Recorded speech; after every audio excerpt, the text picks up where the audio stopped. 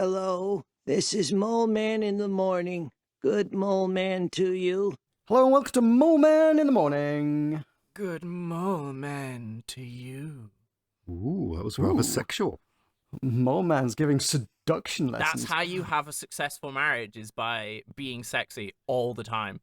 Take it from Like someone who Hans just had a Moleman. failed 8-year relationship on how to have a successful man. Starting this off on the same vibe as this episode. I feel like I've started my conversation for today. So hello. Hello. Hi, welcome to Mole Man in the Morning, a podcast about how For Matt's divorced got an losers. 8-year failed marriage. For reference, I'm not actually divorced. I'm just separate. We're a podcast about how The Simpsons has a lot to say about society and sometimes things about relationships, because today's episode will be one about relationships, but we're going to get into that in just a short while. First, I need to introduce us. I am your host, John, and I'm joined as ever by my co-hosts, Matt. I genuinely forgot what I said would be my catchphrase, so I'm just going to say hello. You were going to quote something from an episode. Oh, that you fuck thought was off. funny. That's too much. Say someone's dissing your fly girl. Give him one of these. Yeah, there you go. That's the one. That's your catchphrase. And Michael. Hardly ho, podcasterinos. There you go. Michael's got it. Michael's the genius. Hey, I said it in episode 1 and I've not stopped saying it since. That is true. Yeah, you got that on lock. We've You got that basically one only down. had, 2 episodes where it hasn't been said. And those were the episodes he wasn't in. That's what I mean, yeah. And then there's one episode where it was said by me, and that's it. Mhm. So that is what? That's 90. That'd be depending on how many episodes. That's 98%, something like that. Pretty good. I'm not good at maths, so.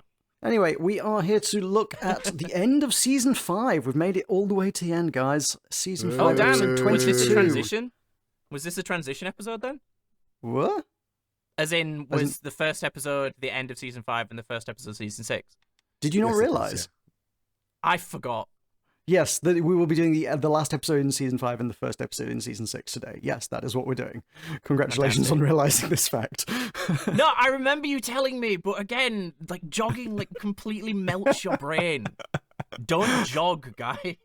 Or at the very least, if you have the Life option of having a McDonald's and then jogging, just go jogging. Don't do both.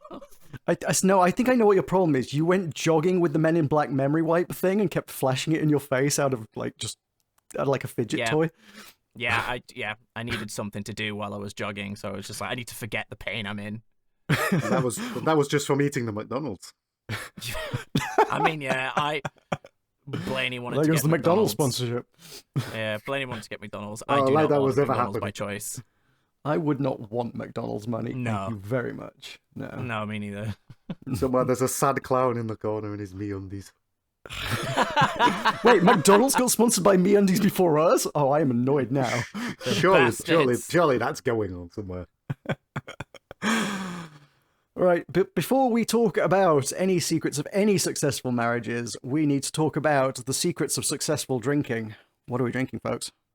I went into town and actually looked for a booze this time, so I went with Lucky Saint. Ooh. I know the name, unfiltered I'm not sure what it is. Unfiltered lager. It is extremely low percentage, lucky me. It is Okay. 0.5. I didn't even notice. We have a sensible and sane Matt today. Ooh, that's really nice, though. Oh, yeah. Yeah, that's really nice. It's It doesn't almost count like... if you drink 60 of them. It's almost kind of like... It's not creamy, but it's almost got that kind of... It just goes down really easy. Probably because of the lack of alcohol. Yeah. Yeah, I it's really mean, nice. to Michael's point, I did see an article once where somebody attempted to drink 12 or maybe more non-alcoholic beers or low alcohol beers, 0.5%, to see if they could get drunk off it, and they just felt really sick from drinking too much liquid before they got even close to drunk. Oh yeah, because that's what, about 4 or 5 litres all in all. Yeah. And I will state, as someone who works in the drinks industry and knows all the secrets of things, some 0.5% alcohol beers genuinely have less alcohol in them than some soft drinks. Soft drinks can have a surprising amount of alcohol without disclosing it. Just fun fact on that one. Yeah. That's fucking bizarre. It sounds outlandish, but somebody told me Yeah. the upper limit on a soft drink is 1.2% alcohol, which like I don't know about that, but That I don't know. seems illegal.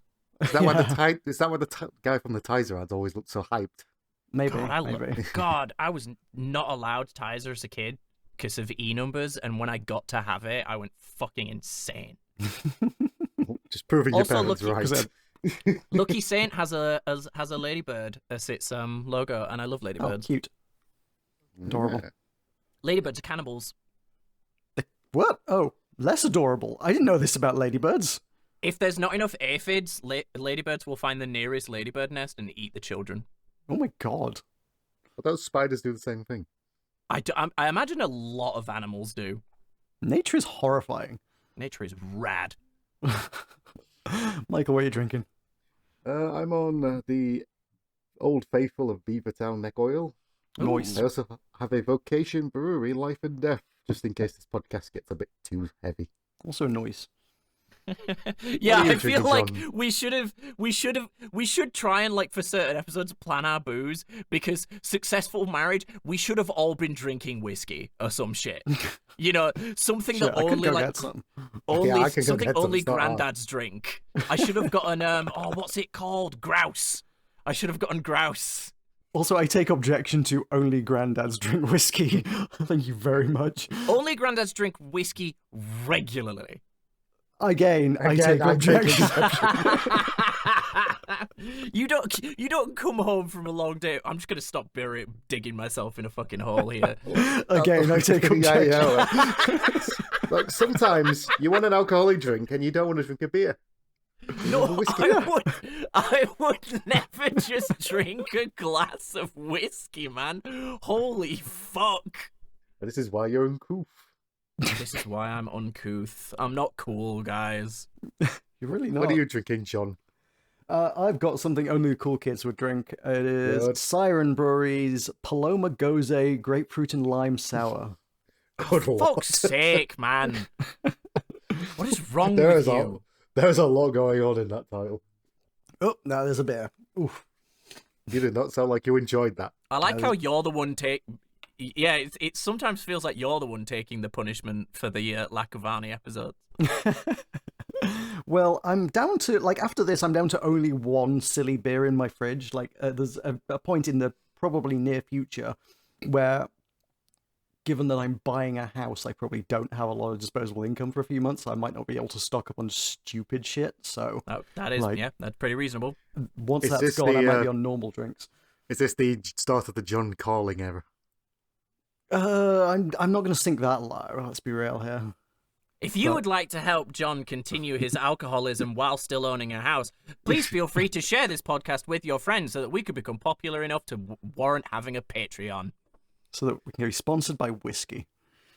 Oh, fucking hell. I mean, it would make sense, out of everything, it would make sense for us to be sponsored by, like, a Beer of the Month club. I just meant whiskey generally as a Just whole, as an the industry. concept not of not whiskey. a whiskey, just whiskey. Just whiskey. Just whiskey. All whiskey manufacturers come together and be like, right, there's these lads in England, right? Scotch Whiskey Association sponsor the pod. We will sit in our MeUndies and drink from the bottle just for you. I would genuinely love a pair of MeUndies that said nature is rad. I'd wear that. There you go. MeUndies, get on it. We've got so many good ideas here.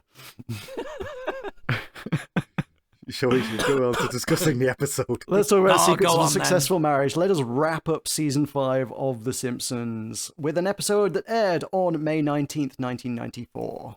Exciting times. What happened on this day? Well, a lot of unfortunate things.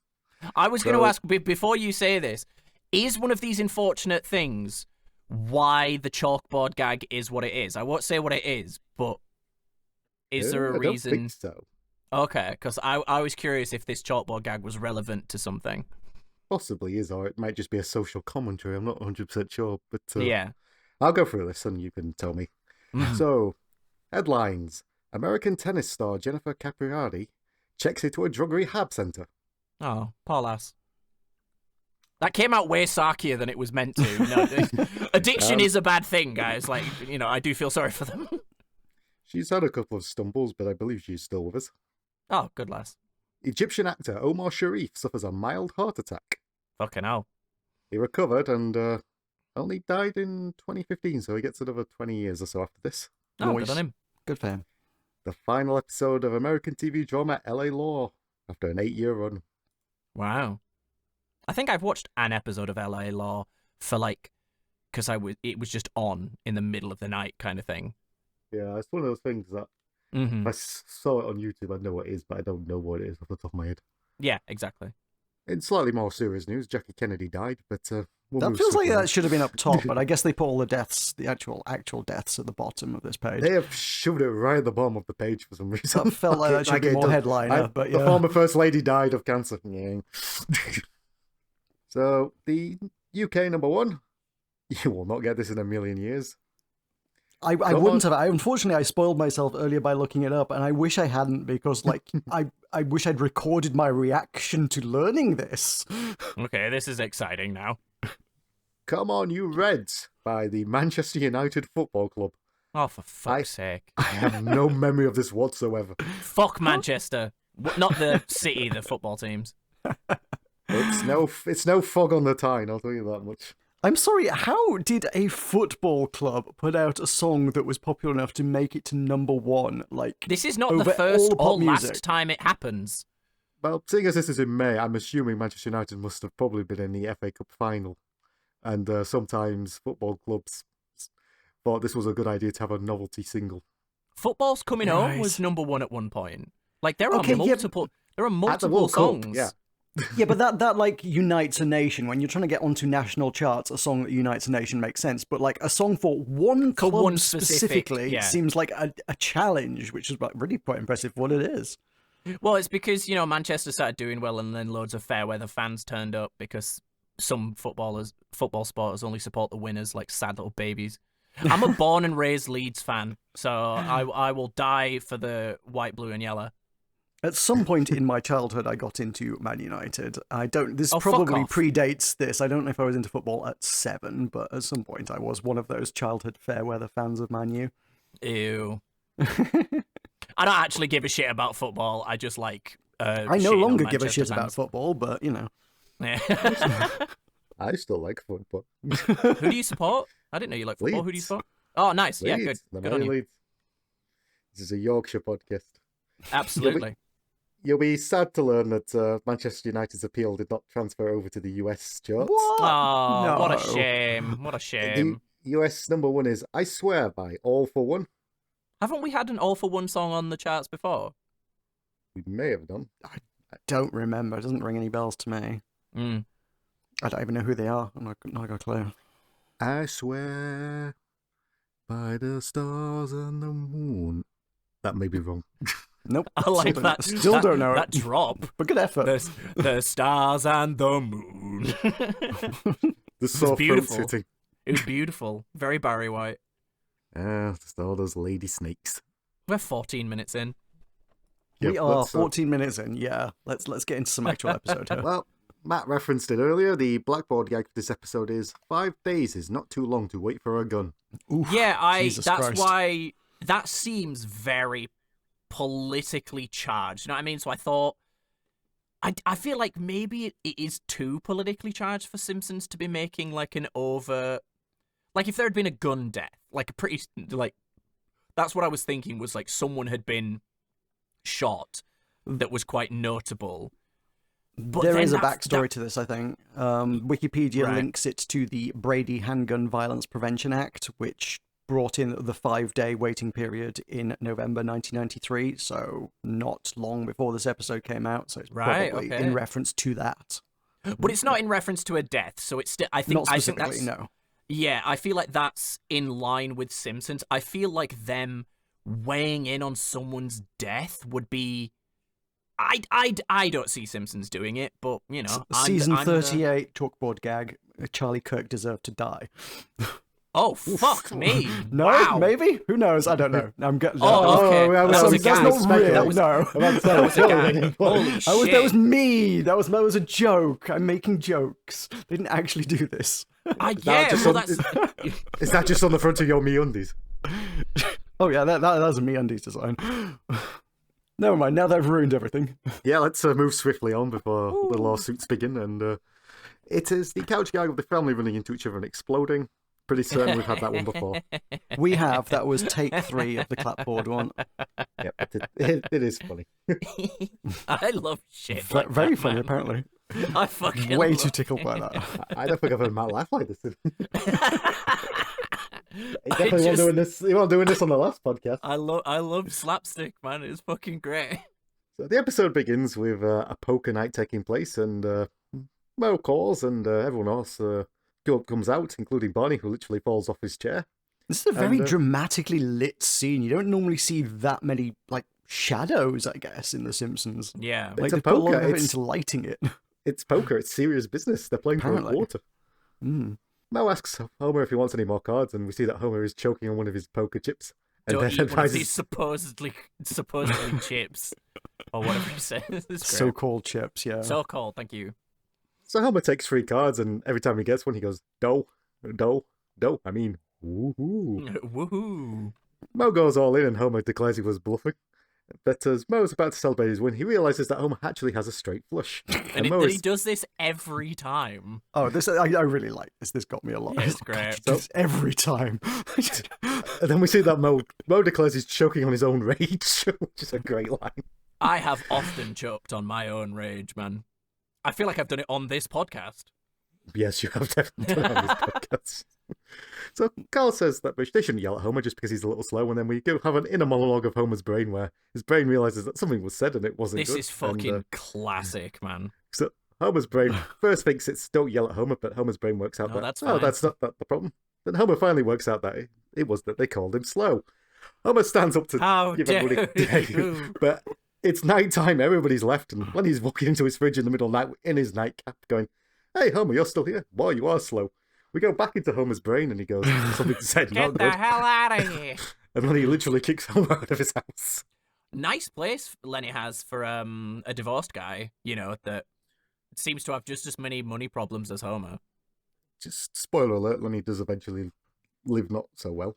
I mean, he wasn't Yeah. divorced that long ago. It hasn't properly gone through yet. Ah, right, La- okay, last so she last time we she saw hasn't his taken marital him- situation, he was still married, I think, right? Yes. Yeah, so the alimony hasn't had to be paid out yet. Lenny's Probably actually something of the smart sort. and makes use of his $88,000 a year. Well, Lenny's not a nuclear safety technician. We don't know what Lenny's on. This is true. This is true. He probably gets paid slightly less than Homer, but he's also less of a Homer. He still works in a nuclear plant. It's probably Yeah, on pretty yeah, good yeah, money. Yeah.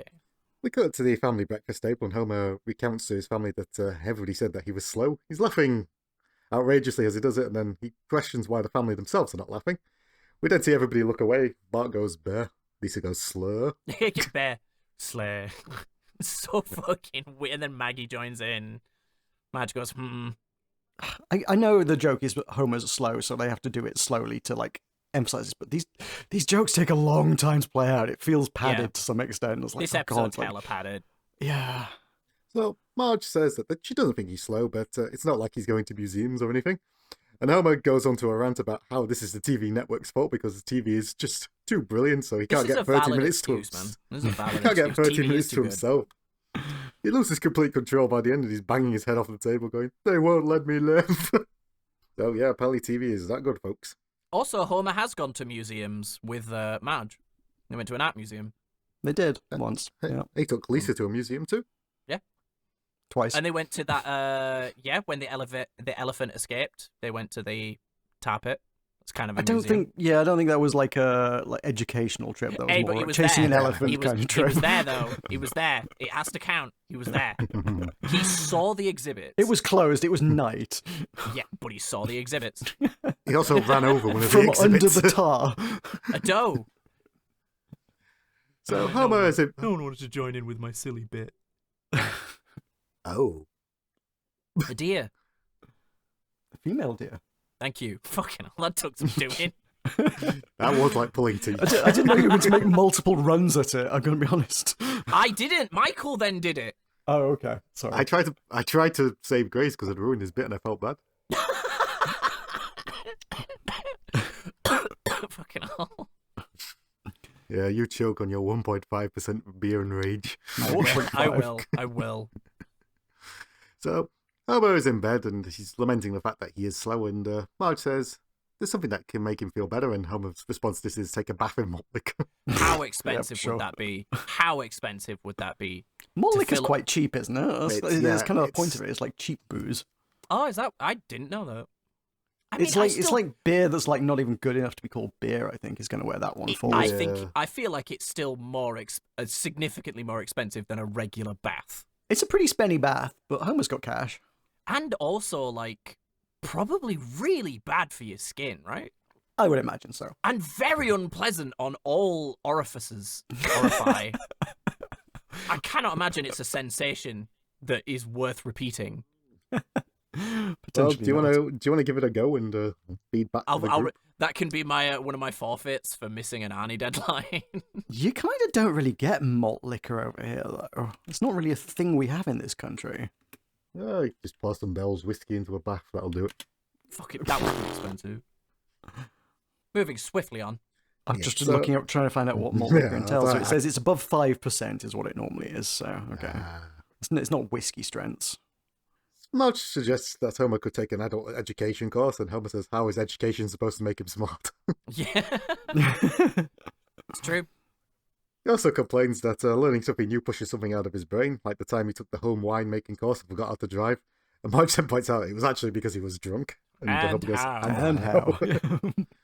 Homer goes to the adult education center, and we get to We see his take classes. the I loved the sign that said "We take the dolt out of adult education," Jesus, which yeah. would then just be a education. It wouldn't be. I understood the bit, but then I overthought the bit. You know what I mean? It's what we do around here. Just a little bit. So we see that Homer passes a number of classrooms, which includes Patty and Selma's How to Seduce a Man.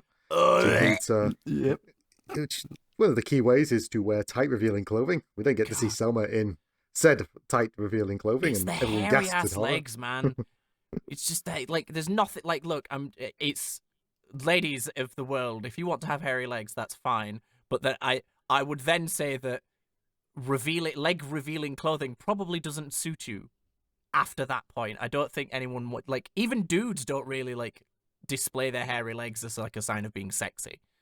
Yeah, it's more my legs. It's more in my case where my legs are a bit too warm. Yeah, my legs are just hairy. I don't then go, look how hairy my legs are. Well, maybe the ladies want to display their hairy legs because they're too Maybe, warm and yeah, don't want to maybe, show off their you hairy know. legs. Double standards here, guys. Absolutely, yeah. Maybe maybe Well- some women want to do some what is it, mask presenting? I think is it, or is it? Yeah. Want to show off After how? being- It's all good. It's all good. After being put in my place there by John, I'd like to also point out, much like Patty did, there are no refunds at listening to this podcast. Yep, you've already wasted your time. And how? We don't get to see Moe's self-defense. Oh, fucking didn't hell. get to see Mo. This is one of my all-time favorite Simpsons bits, man. Every single time. Homer gets to Moe's bit, and it's his gangster rapper self-defense course. Moe sets the scene by saying he's the 411, and if some gangster is dissing your fly girl, you just give him Give one him of one of these. these. And Moe then begins to aggressively break dance. And at the end of it, he does a backflip and then pulls out a shotgun. Fires a shotgun into the ceiling. Again, it's the things that Simpsons is like truly great at, is the subversion of expectations in very mundane scenarios. It's so funny. We then see that Lenny is also teaching a class, which is the chewing tobacco class. And Yeah, ew. There's a lot of people in here that I would have thought should have known how to chew tobacco already, but okay. Yeah, groundskeeper Willie especially. Yeah, we definitely. get to see a couple of efforts, including Grandpa Simpson's teeth falling out. Yeah. And Homer is surprised by the whole thing and says he admires the way that everyone is looking at Lenny in admiration, and we just cut through everybody with Just dribbling tobacco. this prompts Homer to declare if he can teach a class, then he can teach a class. Yeah, they're looking at And him in then- admiration because they're all off their fucking tits. Of tobacco. But then Homer corrects himself and goes, I can teach a class. We then cut to the administrator's office, and Homer's asked what his area of expertise is, and Homer's area of expertise is he can tell the difference between butter and I can't believe it's not butter. The administrator is not having this. No, you can't. I liked how aggressive the teacher was. He was just like, no, you can't. No one can. Also, shouldn't Homer's area of expertise be independent presidential candidates? Yes, or Supreme Court justices. Also, Both. my apologies. Well, But you can he's only into pick, both of those. He has you can very only pick weirdly one in specific Mastermind, political so knowledge. Oh, you yeah, can only yeah. pick, yeah. So he'd have to pick one of the other. Or his class could be useless political knowledge. Well, it's not useless though, is it? It's just history. It's just niche. It's just a very it's very niche. specific niche aspect of history is independent presidential candidates and Supreme Court justices. Homer laments this, and he's about to get up and go back to his wife and kids, and the admin goes, "Oh, you're married?" And Homer goes, "Well, it depends. Is there another way to get this done?" That got me. Yeah, Homer giving bedroom eyes is always really funny. So he's slowly turned down. He says they're actually looking for someone to teach a successful marriage course.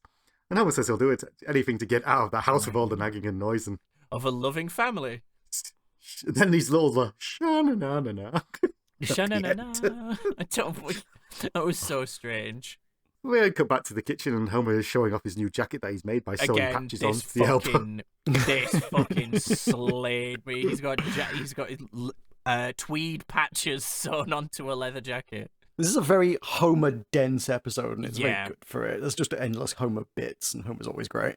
Marge points out it's the other way around, and he's just ruined a perfectly good jacket. And Homer goes, Au "Ah, contraire, incorrect." two good jackets. Wait, does he wear the green jacket after that? It would be great if they just retire the green jacket from here on out. He just doesn't have Or it if it 'cause he just had destroyed it. holes in the back. Yeah. Like he just kept Yeah, wearing it. He was just like, well, I think he it's still does. good. I think he does wear it again. Actually, Oh, he I can't definitely remember wears the last time. green jacket like later in The Simpsons. It's just, I imagine it will just be repaired, obviously. So Lisa asks Homer how he's going to be teaching, if he's going to be going from a standardized text or interactive participation. The Homer most just looks at it and Socratic go- method. Mm. Homer just looks at her and goes, "Yes, Daddy's a teacher."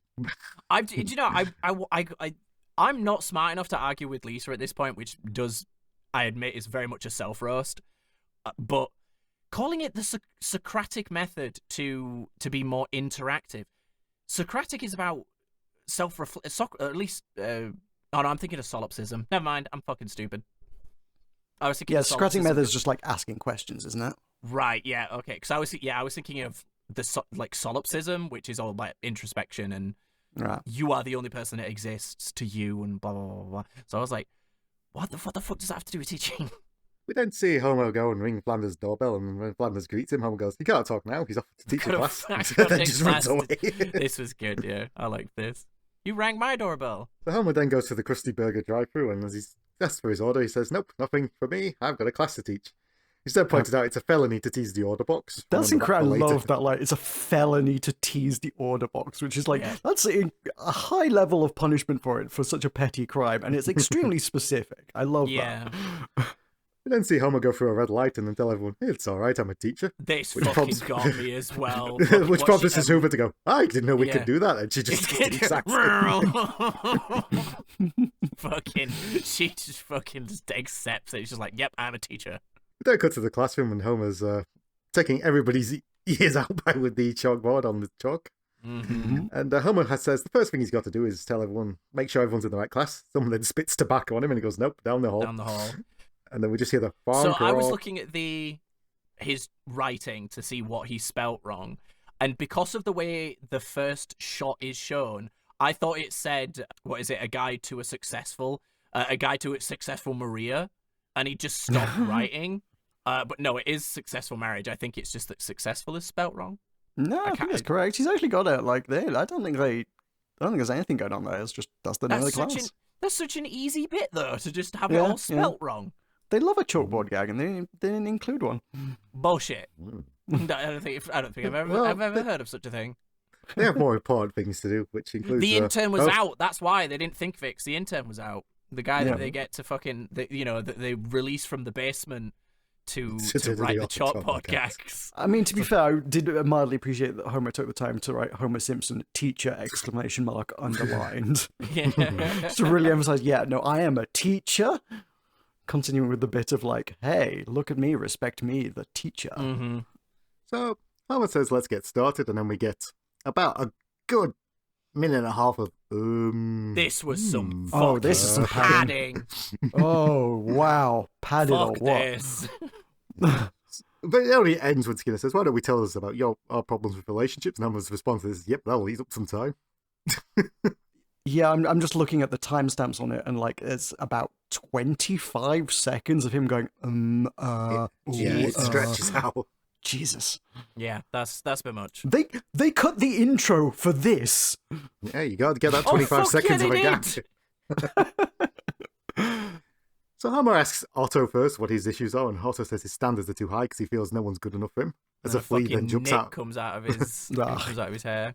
You And think you Otto got them lament- all, but then you forget the eggs. They cut to Lionel Hutz, and Lionel Hutz says that he's a user of women, and he moves in the right way and stays until the money's gone. At which point Mrs. Krabappel then says she's a smart one, but she makes bad mistakes, and then Lionel Hutz whispers in her ear, and Krabappel hands over the house keys and the ATM card. Not only that, a spare set of house keys that she just has. She Just in case makes she needs these to give them kinda- away. Yeah, she makes these bad decisions regularly. And fast. Mm-hmm. So Smithers begins to reveal that he actually was married once, but he didn't know how to keep it together. We then go into a very bizarre black and white flashback of telling out that Smithers' former wife used to be a Southern Belle. I'm And, assuming this must be It's from a black- movie, it- sure. It must be from a movie because there is no way that they just animate Smithers having a broken leg. On a crutch, yeah. Having a crutch for it must be a movie. It's not. It's theatre. It's Oh, a right. mishmash of two Tennessee Williams plays. It's Cat on a Right. Hot Tin Roof and Streetcar Named Desire. This is the bit that makes me wish I'd like asked Josh to come back for this one, because like there's a bunch to unpack about this one scene that I'm not convinced I'm particularly smart enough to analyze very well. But it's other people have done it, and we'll probably get into it at the end. But this is probably one of the more interesting scenes in it, and it's all Tennessee Williams plays. Right. Okay. But Smithers will not make love to her like he used to, and he's on a crutch for some reason. And he declares that Mr. Burns needs to be left out of this, as he breaks all the drinks. Then we hear Burns shouting, "Smithers!" Smithers goes, Stella. Yeah. So Burns goes outside and sees that Burns is in a toga. Yeah. I've never seen either play, so I can't tell you what. No, me neither.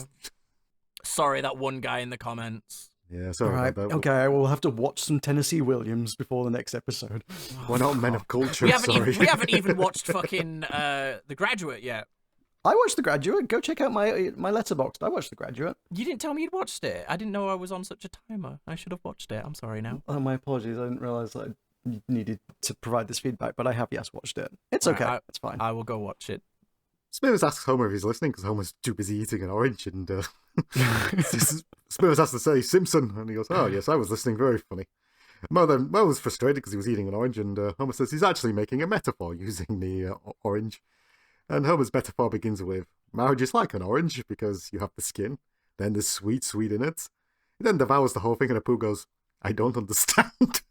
If you think about it, like, have you ever tried to like just peel an orange? It's not an easy task, and he did it by just like pushing it against his mouth. It's impressive. Yeah, I'm sure there's a technique. he's got sharp stubble, is what we've learned. Well, maybe It's if the we Simpson overbite. I think we have to join groundskeeper Willie in his lament of we should have joined the orange eating class to learn this. Yeah, I Which- want a class taught by Hans Molman. Yep, so Hans Mormon is teaching this, and he is also on the orange is like a marriage, which annoys Grandpa because just eat the orange. Yeah, so I guess Abe got bored of the tobacco chewing class or tobacco Well, spitting. Willie was also in the tobacco chewing class, and he went to Successful Marriage. So I guess there's just not that many people in Springfield, really. Or you just don't. You only need to do one class on tobacco spitting. Really. Mo's finished teaching his lesson because he's in Successful Marriage as well. Ah, very true. Well, someone dissed his fly girl.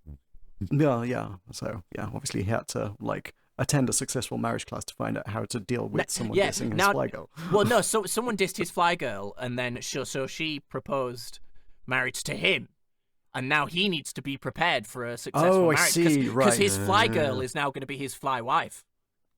Can we also unpack the implication that Hans Molman has been married and therefore knows a bit about a good marriage and probably should be teaching the Successful Marriage class? He's too busy eating an orange. He's got a passion about oranges, man. Like, you don't fucking clip his wings just to suit your agenda. I just think he would have a lot of useful life advice to impart. He does about eating oranges, all right? Okay, fine. Matt's choking on his rage again. As long as it's not an orange. So, everyone gets up to leave Homer's class, and Homer laments the fact that he took the invention to Marge in bed. This will not work. Everyone hears the word bed and gets very excited, including Mo, who thinks Okay, so something can I just automatically point wasn't- out, from this point on, in my opinion, no episode of Simpsons has fallen off quicker. For me personally, the rest of this episode is such a downward spiral. It is. It's a strange tone to strike. Thank you. Yeah. I'm No, so it glad is- I'm not the only one No, I this would agree, time. yeah. But yeah, they- we'll get there, I guess. But the ending, Yeah. when it resolved, I was like, wait, what? That's the resolution? What the fuck? But the rest we'll of get this there. episode We'll makes get me there, we'll get there. genuinely uncomfortable. It's not great. So Mo's excited about the thought something wasn't working in bed, and Homer explains that no, he and Marge talk things over the bed, like when they're fighting over money, and Mo is very excited about the troubles in Homer's marriage. Also, can I give my here is where I thought the episode was gonna go yeah, sure. kind of vibes. Again, this isn't me thinking this would be funnier or superior. This is just where I thought it was gonna go. Is that Homer was going to actually stumble into a way on how to have a successful marriage, because Homer and Marge do have a successful marriage, and it just turns out that Homer and Marge do just naturally, because they do naturally just kind of support each other and look out for each other, you know, in a comedic kind of silly way, but they are like compatible, as it were. And I thought that's where it was going to go, that Homer was it was going to be another like Homer Gets Famous kind of episode of him being a great marriage counselor, but he doesn't actually realize what he's doing. So when he's actually trying to be a good marriage counselor, he's dog shit. But when he's just talking, he's great. That's, you know, again, I'm not fucking Matt Groening. I don't know how to write a good episode of Simpsons. That's just where I thought the episode was going. I would have never guessed in a million years it would go the way it does. Mm-hmm. Anyway, let's see where it does go. Michael? Let's see where it goes. Yes, so Homer starts explaining that they were having an argument about how often Marge dyes her hair, which excites the crowd because they didn't actually know that Marge does dye her hair, but she's I being didn't know grey Marge as was a so mule. naturally natural. blue. Yeah. So Marge has apparently been grey as a mule since she was 17. Is there anyone else that has naturally bizarre hair colors? Because I know Milhouse is naturally they're blue haired. Is there anyone else? Is there anyone else that has any other color than blue? Is it just that blue is on the possibility of hair colors in Simpsons land? That's an interesting point, and I'm struggling to think of any immediately off the top of my head. I'm sure there must be, but like, Yeah, I'm struggling to think of one. I'm guessing there's more blue-haired people, but any other color would be for some reason, because Marge has always had blue hair, you just kind of accept it and you're like, yeah, blue hair. But if it was like green or like red, and I mean red, that would be, that would be a step too far. It's weird. We accept blue. Why do we accept blue, guys? It's a conspiracy by Big Blue to get us to buy blue hair dye. We accept that they all have yellow skin. What is the weirdest color you've had your hair dyed? Because I had my hair blue once, very briefly when I was a teenager. I've only dyed my hair once, and it was sort of right as I was like leaving sixth form. I dyed my hair platinum blonde. Same. I've had white hair. But I mostly did it because like I had fairly strict school regulations that was like, oh, you can't dye your hair an unnatural color. Oh, and so you were like they're really resisting. I was like, oh yeah, it's like, oh, yeah, it was malicious compliance. It was like, oh, technically it's a natural hair color. Yeah. They were so fucking mad, and they were like, oh, for fuck's sake, you're leaving school. We can't even really do anything about it. Like, just had to seethe and cope, and I enjoyed every moment of that. I got a talking to by one of my high school teachers because I had a mohawk, and I mean an aggressive mohawk, in secondary school. That was They would fun. never have let us get away with that. They'd have been like, no, shave that off. They now. did try to, like, I think they just, because I already had a reputation for, like, violence in secondary school, they were just like, let's just not set him off. Let's just let him have it. Maybe then he'll stop attacking people. Michael, That's a life lesson for your kids. Any weird hair? Any weird hair stories? No, I've only dyed my hair once, and that was black for a wedding, but I kind of fucked up the For a- drying part of it. For a wedding? Like, did you take black tie only just very seriously? No, there was a goth theme to the wedding. Okay, that's fun. It was in Whitby. Oh, of course. The goth capital of the world. Yes, but I forgot to dry my hair properly because I did it out of a spray can. So I Okay. ruined a car seat. I ruined a Oh no. I ruined a pillow and a bed sheet of my aunt's. Oh no. Brilliant. I think I was accused of blackface at one point. So Oh my Fucking god. hell. yeah, that didn't go well, and Oh, hair has not been Michael. dyed since. Oh no, you've been scarred. I think I'll just embrace what God the Lord gave me. The Lord. The Lord. Homer is recounting the fact that he's now a teacher and everyone was hanging on his every word. And we see that he's actually telling this to the Krusty Burger box again. And we then see that Wiggum and an entire police department have got guns on him, saying he was warned about teasing the box. I like that Wiggum is kneeling. Yeah, He's ready to kneeling and take the shot. aiming the thingamajigger, the loudspeaker. I don't know why. I just saw that weird detail and thought it just found it very amusing that Wiggum takes like weird aspects of police work seriously, because that's the position you'd have for a gun, not for a fucking megaphone. And the squeaky voice teen says he needs closure on the He needs anecdote as closure. well. Which is interesting because, like, presumably he was the one who called the police in the first place. Maybe Homer not. won him over. Maybe. Yeah, actually, yeah. Maybe someone maybe. just saw Homer teasing it. Was like, I need to call the police because he's teasing that box. It is Wiggum though. He might have taken so long to get there that Homer had the time to win him over. Maybe. Then cut to the Quickie Mart, and Marge is buying groceries, and Apu mentions that there's a sale on Blue Dye 52. This leads to a bit of a debate while Marge is sheepishly laughing, but everybody else is going, yeah, no, actually, she's Blue 56, and eventually Edda says, we love your husband's class, and we hear Marge from afar go, that's nice. This just started to get weird vibes just from this point on. I mean, also, like, Marge has been dyeing her hair for, like, 15 or more years at this point. Where does she buy her hair dye from? This is the only place she shops. So, like, it wouldn't be that unusual for her to buy it from here or for people to know that she buys it. If like, she's this isn't embarrassed a by it, new she might mail occurrence. order it. If she's In if she's shy about it. 1994, it's I don't know. It's not like I guess mail order is a thing, but like There's bulk buy. fat. There's bulk buy places as well, like the what is it, the Mega Mart. Oh, the Monstro Mart. Although Monstro Mart was new, so it can't have been that. Yeah, But she hasn't again, been shopping there for it's- 15 years. She has blue hair. She must mail order it. Yeah, I don't know. Like, it seems like a weird thing. It's like you have blue hair. Like, obviously it's dyed. Why are you pretending it's not? This is silly. Just This buy is your one of damn your- blue hair dye. Welcome to my world of the answer is for the bit. I know. yeah. Welcome to my world. Then see Marge in bed saying that she doesn't like the fact Homer's been telling personal secrets in his class, and Homer says he doesn't tell personal stuff, and then Marge points out that everybody knows that she died of heroin. Oh, you Says, mean oh, about about you? you. Marge says that she's happy he can be a good.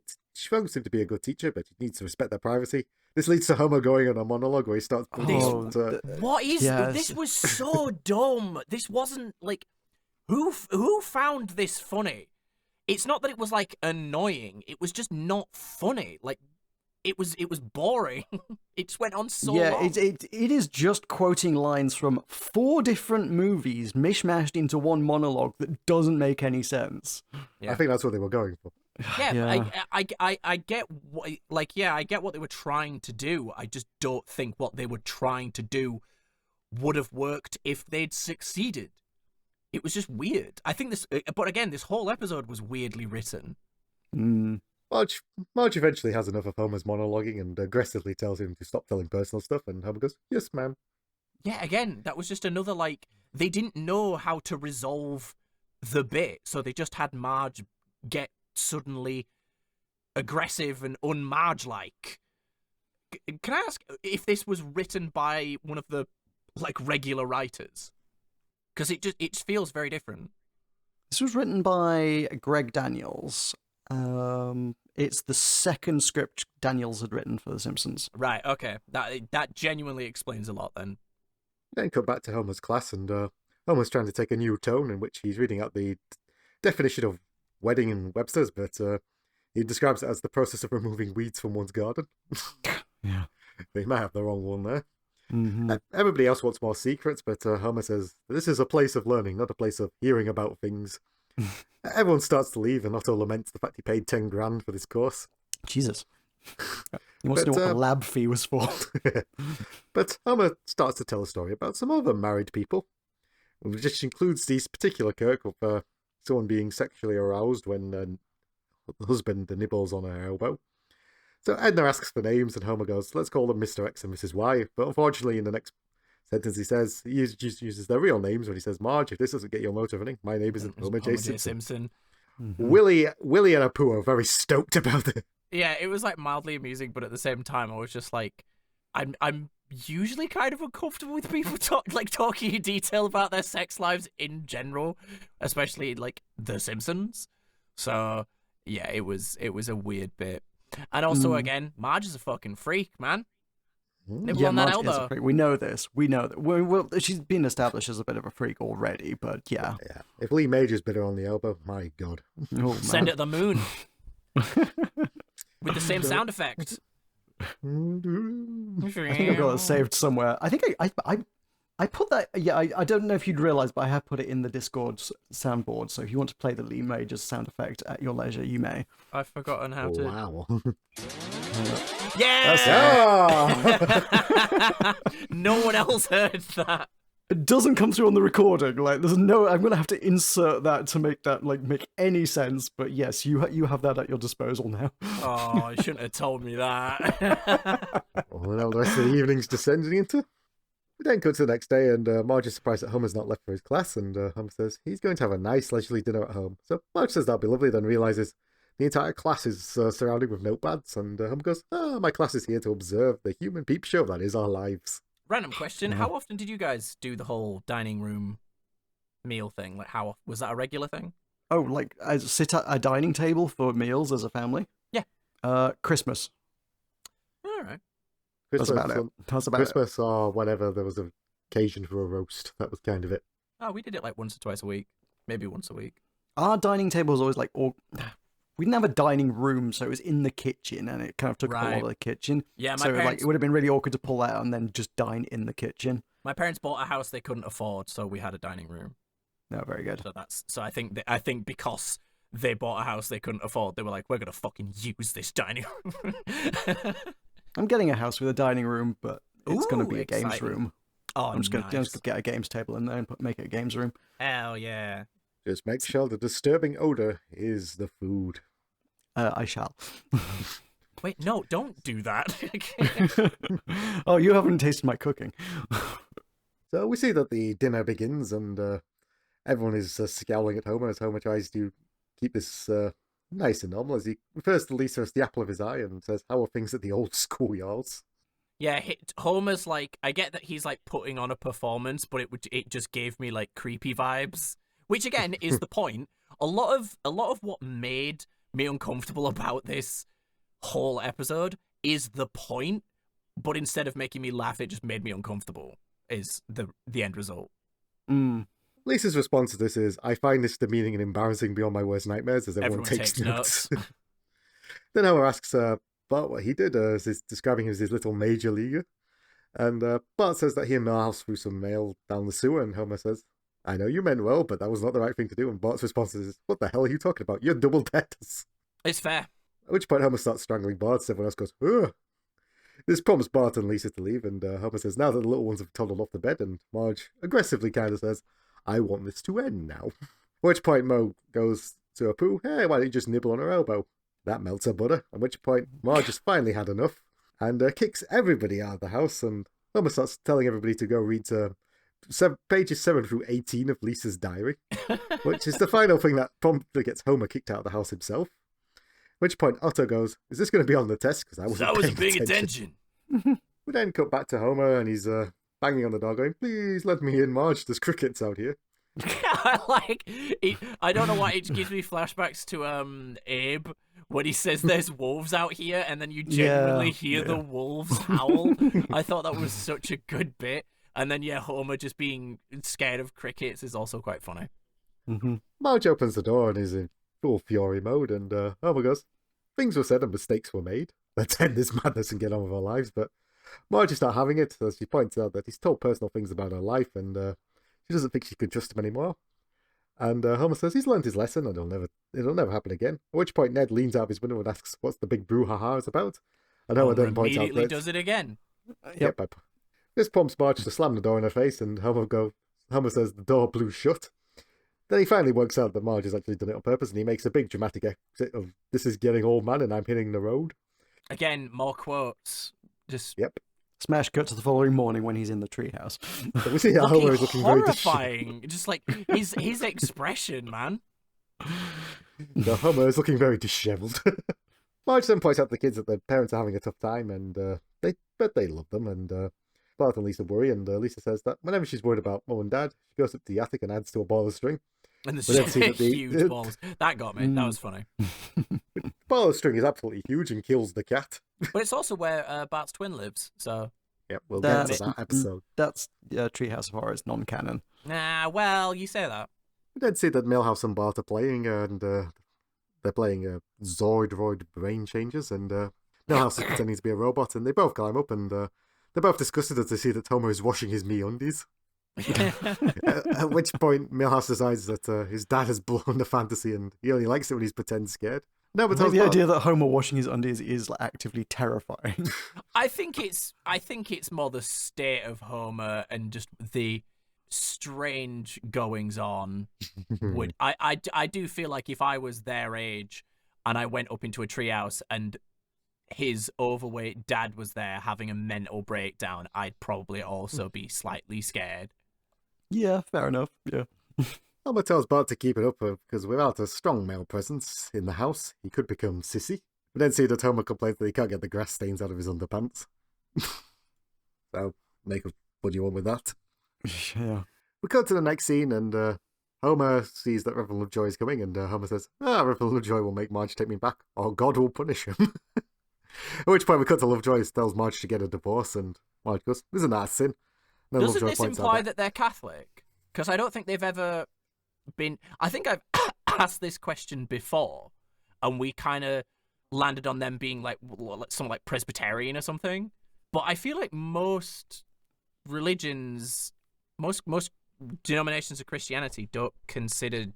Did they consider divorce a sin at this period? And it depends on who they are. I just don't know enough about... They're not enthusiastic about divorce, I don't think. Right, okay. I mean, like, I don't know whether it's a sin. I don't know where it stands on sin, but, like, you know, I think generally churches try to keep people in a marriage. Yeah. Yeah. But Lovejoy points out that everything is a sin, and even going to the bathroom is a sin. Yeah, he was like, have you ever actually read this? Which, that did amuse me. Yeah, no, that's very good. We cut to Marge looking very depressed in her bed as she goes to the big Homer-shaped indentation on the mattress. we cut to Homer, and Homer kisses a picture frame of Marge goodnight, lamenting the fact that he didn't I wish actually I'd put a taken photo a in there. picture. That was funny. I had 10 years to take a picture. We then see Marge is driving in a car and thinks about how all the names of stores make her think of Homer, which I can't remember what the names of them were. You've got Broken Home, Chimney Repair, you got Splitsville, Ice Cream Splitsville. Sundays, And you had and the, Painful Memories Painful Party Memories. Supplies, Yeah, that was which what I is was very thinking of. strange. Marge then gets hearing Homer's voice, which includes things of "I love you, will you marry me? I hope we'll always be together, together, together." Marge then works out that Homer's just in the back seat speaking through a cardboard roll. Nope. Then she literally kicks him out. Again, That's just quite funny. weirdly uncomfortable. I don't know why. I think just the absurdity of it is quite funny that Homer's just snuck into the car to pretend to be a voice in her head. Well, speaking of absurd, we then see Lisa climbing up the treehouse to give Homer some pudding, and she's horrified to see that Homer's made his own Marge Java plant. Oh, this is Which- just gone weird now, yeah. Which he just declares is superior to her in every way. Lisa points out that's a plant, and Homer says that she will respect her new mother and give him a Kiss her. kiss. Kiss her. Homer drops the plant out of the treehouse where it shatters, and Homer starts to panic, and then he goes, "All right, Lisa, let's get our story straight. She tripped, right?" She tripped, right? Lisa then says she's brought him some pudding, and Homer's response to this is, your flesh mother used to be. Flesh mother is quite an expression. Your flesh mother. I did have to rewind it because I thought, you did not just say flesh mother. Flesh mother. Homer asks Lisa, points out to Lisa that she's smart, and asks her to help her trick her into taking him back, and Lisa points out there's a reason that the two people came together and stayed together, and Homer's got to work out what it is. Homer says, I'll give you $40 if you can think of it for me. Lisa says no, but then Homer offers less. He offers 30. I remember being Lisa's age, 8 or whatever. 40 quid was so much as an 8-year-old. As probably maybe a whisper younger than that, but the first like noteworthy purchase of my life would have been a Sega Mega Drive, which was £70, and I had to split the cost of that with me and my brother. We went halvesies on it. Yeah. So yeah, that was a lot of money. That was an investment as a Lisa's not 8-year-old or whatever. Homer then tells his brain it's up to him, up to them, because they've got to work out what it is. Eat the pudding. Homer goes, okay, but then we're going to work. We then see Mo rock up in his fancy suit, and Mo's decided that he wants Marge to be his fly girl, and pretty much tells her that he's just declaring his intentions to move in on the territory. Yeah, it was very forward on that one. It kept going between like quite formal and proper, and then very Mo, which was amusing. Marge turns him down, and Mo says he's about to start bawling, so Marge and then invites they him for some immediately water. ruined the bit. They immediately ruined the bit. Like, it was a good bit, and then they're like having him be all nice guy shit, and I was just like, no, I want to fucking curl into myself and die. We don't see Mo sitting in the house and thinking, he would have been very happy here. But then we see that Homer's come in, and Homer's coming in with disheveled in his rags, holding And his it's the poses. meme. We've all seen this meme. Wait, what? Which one? The one of Mo looking up from the couch and then Homer looking down at him. That gets used all the time. Oh, I don't think I've come across that one. Oh, I see that one all the time. Homer asks Mo what he's doing there, and Mo starts to panic, saying he's never touched Marge, and Marge comes in with a water, and Homer goes, Mo says he never asked for any water. He runs away and jumps out the fucking window. Oh, wow, Homer's none the wise and just goes, bye, Mo. Bye, Mo. Yeah, bye, Mo. Also, if you think about it, the where he runs out is towards the kitchen, and the only window in the kitchen is the one above the sink. So he fucking dove through that window perfectly. No wonder it hurt. Homer says he's figured out what he can give Marge that no one else can, and it's a bouquet of posies, then realizes that Marge actually already has posies and says he doesn't deserve to live with her. Mo brought them. So Homer starts walking off sadly, and his tattered rags get caught in the coffee table as he drags it. Since when was the coffee table so spiked? For the bit. Yeah, but there's better ways to do this. They didn't even have to have the table spiked. They could have just had his shirt get caught on the table. They didn't have to. Also, like when they animate Marge untangling him, they do it with a surprising amount of detail. Yeah, like, it's quite impressive. That seemed like, very elaborately animated for like someone unhooking someone's shorts from a table. Because it's meant to be a significant moment of when Homer makes the realization that he does. I guess. So Homer realizes what he can offer Marge and no one else can, and it's complete and utter dependence. Marge has to point out that's not a good thing. And Homer goes, it's a wondrous, marvellous thing. Because he needs Marge more than anyone else could possibly need her, and he needs her to love him. Then Marge goes, how can I know I could trust you? And Homer then points out the bombshell that they've only actually been separated a day. Yeah, and he has like completely ruined himself. He's dirty as a Frenchman. He's a Frenchman. Homer then points out in another few hours he'll be dead. Which is probably accurate. This is enough to win Marge over, and Marge says, you know how to make a girl feel needed. And Homer goes, wait till I tell the class about this. Then quickly goes, kidding. We then see that the family's back together at the breakfast table, and Lisa tells Homer she knew he could do it, and then quietly tells him to don't screw it up. Bart says, well, Dad, I couldn't concentrate in school, and I got an F, and Homer says, hey, this is from 2 weeks ago, and then Bart gives him a fresh one. Give you a fresh one. So Marge says she's got a special present for him, and she'll give it to him later tonight. Homer gets all whiny as he wants it down for the kids to see it, before he finally cottons on. And, later. As Marge goes to do the dishes, Mo appears at the window and goes, are you really happy? Nice Which point guy, Homer Mo. goes, and then Homer goes, hey Mo, and Mo runs away again. And that's your episode, folks. Guys, this was so an weird. episode. This was so weird. Yeah. It's a weird one. It was very much as you say, it starts strong and then it just goes in a very strange direction. It's not even like it. I think I would be more annoyed if it had like an amazing start. It's a great start. I do really like the start of this episode, but it's not like God tier, you know? It's just a great start. But it is such a fucking nosedive. There's a couple good bits, like obviously, clearly from talking about it, there's a couple more laughs in the latter half. but man, this episode a weird vibe the whole time. Yeah. I think we've never seen Homer and Marge fight quite this dramatically. Like, so, it's also realistically. Yeah, it's been a hot minute since we've seen them fight particularly significantly anyway, Yeah. and like never to this extent. And then to resolve it with this like, oh, but I'm dependent on you, and it's like, oh, yeah, okay, yeah, I guess, yeah, cool, all right, I'll take you back. It did feel like a non-resolution. It was just like, we're resolving it because the plot requires it. Yeah, exactly. Everything needs to be resolved in 30 minutes. I mean, it's still a good episode. Like, it's a very Homer-centric episode, and I do like Homer antics much of the time. Like, as weird as it was still very funny. I think it was, like, the padding was all, like, front-loaded, so it felt like it kind of accelerated in a weird kind of way. It started out slower, and, like, just, like, by the end of it was kind of moving at sort of whip-crack pace. Yeah. And it's just oddly paced, oddly... odd vibes, I suppose. Yeah. But still funny. Yeah, it had some good moments, definitely. Michael? What's your out of Homers? Oh, straight into it. This one, like I said, was a weird one for me because it had some like good early laughs, but then the laughs kind of slowed down to just some really uncomfortable bits.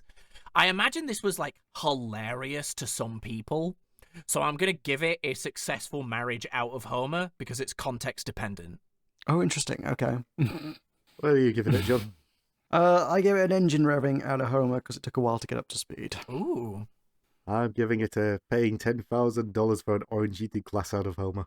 There's some moments of satisfaction, but ultimately it probably isn't worth it. Did we accidentally skip that bit, or did we talk over you when you mentioned that Otto said he paid $10,000 for this? No, we talked about that. No, yeah. Am I stupid? Did I black out? Maybe. You sure those beers are 1.5? It's not even 1.5. Were you fidgeting with the Men in Black doobery again? Maybe. I have it. I should at least use it. It's mid-podcast, just blanking your memory. So, I've got some notes here in front of me. Oh, I guess I'm on a podcast. What did I have to say about society? This is the first time I always try and keep my like notes for society down to like one paragraph. I tried to keep my notes in general like pretty succinct, but in terms of what it has to say about society, you can kind of take this in two ways: what the episode was saying or what it says now. Because at the time, it's obviously making jokes about like gossip culture and how people care more about that than their own betterment, and it also talks about how some people are made for each other even if it's in a way you didn't expect. I think that's kind of the ethos they were going for. But when you look at it now, it has that weird boomer Gen X vibe of opposites attracts. And that marriage should be a struggle, and you have to make it work, etc., etc., which always creeped me out. Even as a kid, I was just like, nah, that's bullshit. If you are not compatible with someone, don't be with them. Because Homer and Marge, like in a realistic sense, are not good for each other beyond the fact that their struggle is what made the show funny. You know, there's a reason that kind of comedy is dying out. You do not see shows like Married with Kids at all anymore. You see in sitcoms people struggling with relationships and them stay in bad relationships, but 99% of the time, the people that they end up with are the people that they're written in a way they are perfect for each other. You know, that kind of comedy died because millennials and younger don't vibe with the, oh, my wife, am I right, kind of gags anymore. So millennials are all wife guys, is that what you're saying? Absolutely. Yeah, I mean, on the marriage thing, I thought it would have more to say about marriage, given, you know, the episode and its themes and title and all that. Like, I was expecting more on that, and it kind of comes away with, but love conquers all, and love is the most important thing, and love keeps everything together no matter what. Was kind of like, there really wasn't anything about what made Homer and Marge's marriage successful. It was just like, yeah, but they love each other, and that's enough. Which is not a satisfactory ending, I've got to be honest.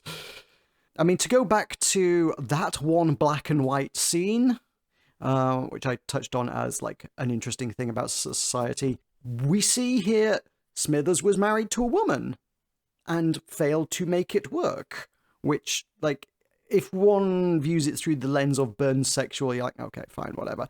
But later he's shown to be gay, and I think there's a real sort of, like, there is a real observation there of, like, many gay people, while trying to figure things out, will date and marry women and figure things out later in life as they, like, figure themselves out and their sexual orientation. Shocking amount of and be them like, tend to be Republican. yes, indeed, right. So yeah, maybe there's something being said there, maybe a little ahead of its time, above before progressive values became more normalized and gay relationships became, you know, like just a thing we accept, mostly, sort of, in many places, kind of. 2026 notwithstanding. But yeah, interesting films to do that in 1994 as well. Yeah, I think they definitely. I think that the way that the Simpsons writers have talked about Smithers multiple times now is like quite interesting. That they were like, no, we never envisioned him as gay. We envisioned him as Burns sexual. And I think it's kind of like a microcosm of people going through realizing that you are gay. Is that they didn't envision him as gay, but they did write a gay character that has gay struggles and those kind of things, and they wanted to talk about that, but they weren't sure why. They, you know, it's like, oh, we want someone in a sham marriage. Who should we have? Smithers. And they don't know why they want Smithers. They just think it's funny that then they can have the person they're actually in love with be Mr. Burns.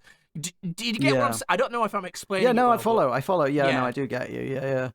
I mean, something that, I mean, I'm pulling my analysis here from the analysis on Wikipedia, which is taken itself from a book, Leaving Springfield, which at this point I'm going to point out is something we probably need to read, or at least I need to read, and we need to dissect as part of this podcast at some point in the future. Again, talked about doing bonus episodes in the past. That feels like bonus episode fodder. Leaving Springfield is a book about how The Simpsons has a lot to say about society, I'm reading. That's crazy. Oh, no, it's about how society is shaped by The Simpsons. Okay, fine. It ties in neatly with, like, the thesis of this podcast, so it feels like, you know, strong material for us. So that particular scene was described as perhaps the best example of an attempt to portray an actual gay lifestyle on the show. That partly stemming from Tennessee Williams' own personal struggles with homosexual desires in the first place, which comes through somewhat in the content of his plays, which is potentially why it was chosen for this material.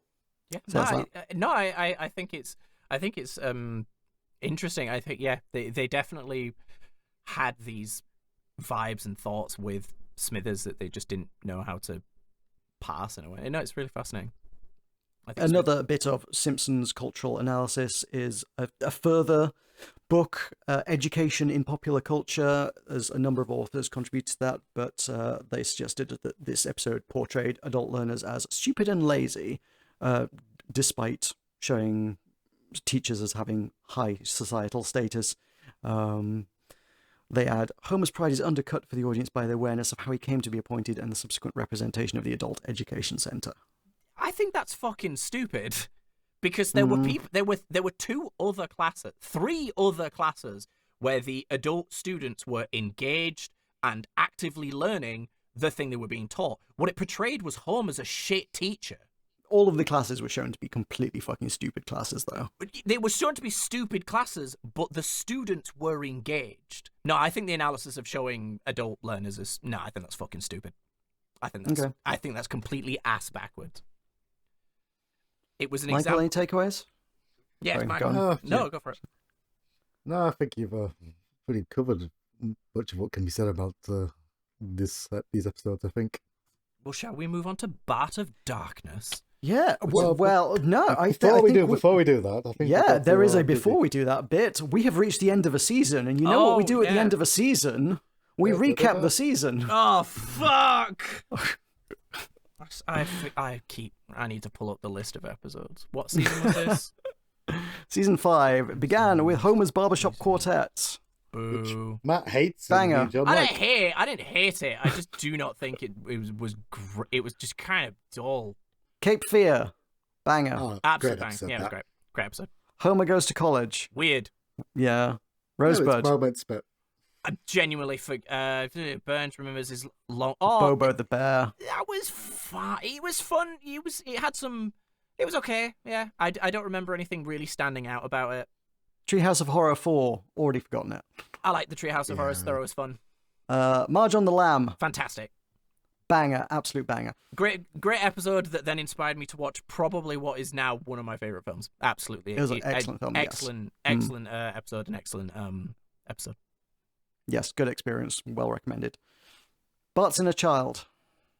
She's addicted to nagging and cults of self-help guru Brad Goodman. Just do what you feel. Oh, Everyone acts like Bart. these were the episodes I missed, right? Did you? Oh, it was. I don't- It was fine. I don't remember it that much. I remember bits of it, but yeah, some of this is forgettable. Boy Scouts in the Hood, the scouting one. this was fun. I remember this being I fun. like that episode. Yeah, this was funny. Last Temptation of Homer, Mindy. I like Mindy. Yeah, fun episode. Again, it has the bit of Homer getting out the elevator and falling down the entire scout stack, which is like just so fucking iconic. Because Yep. again, it's another one. See you tomorrow. Yeah, it's a great like for the bit moment because you're just there like, why is there an elevator in the smokestack? Springfield, I learned to stop worrying and love legalized gambling.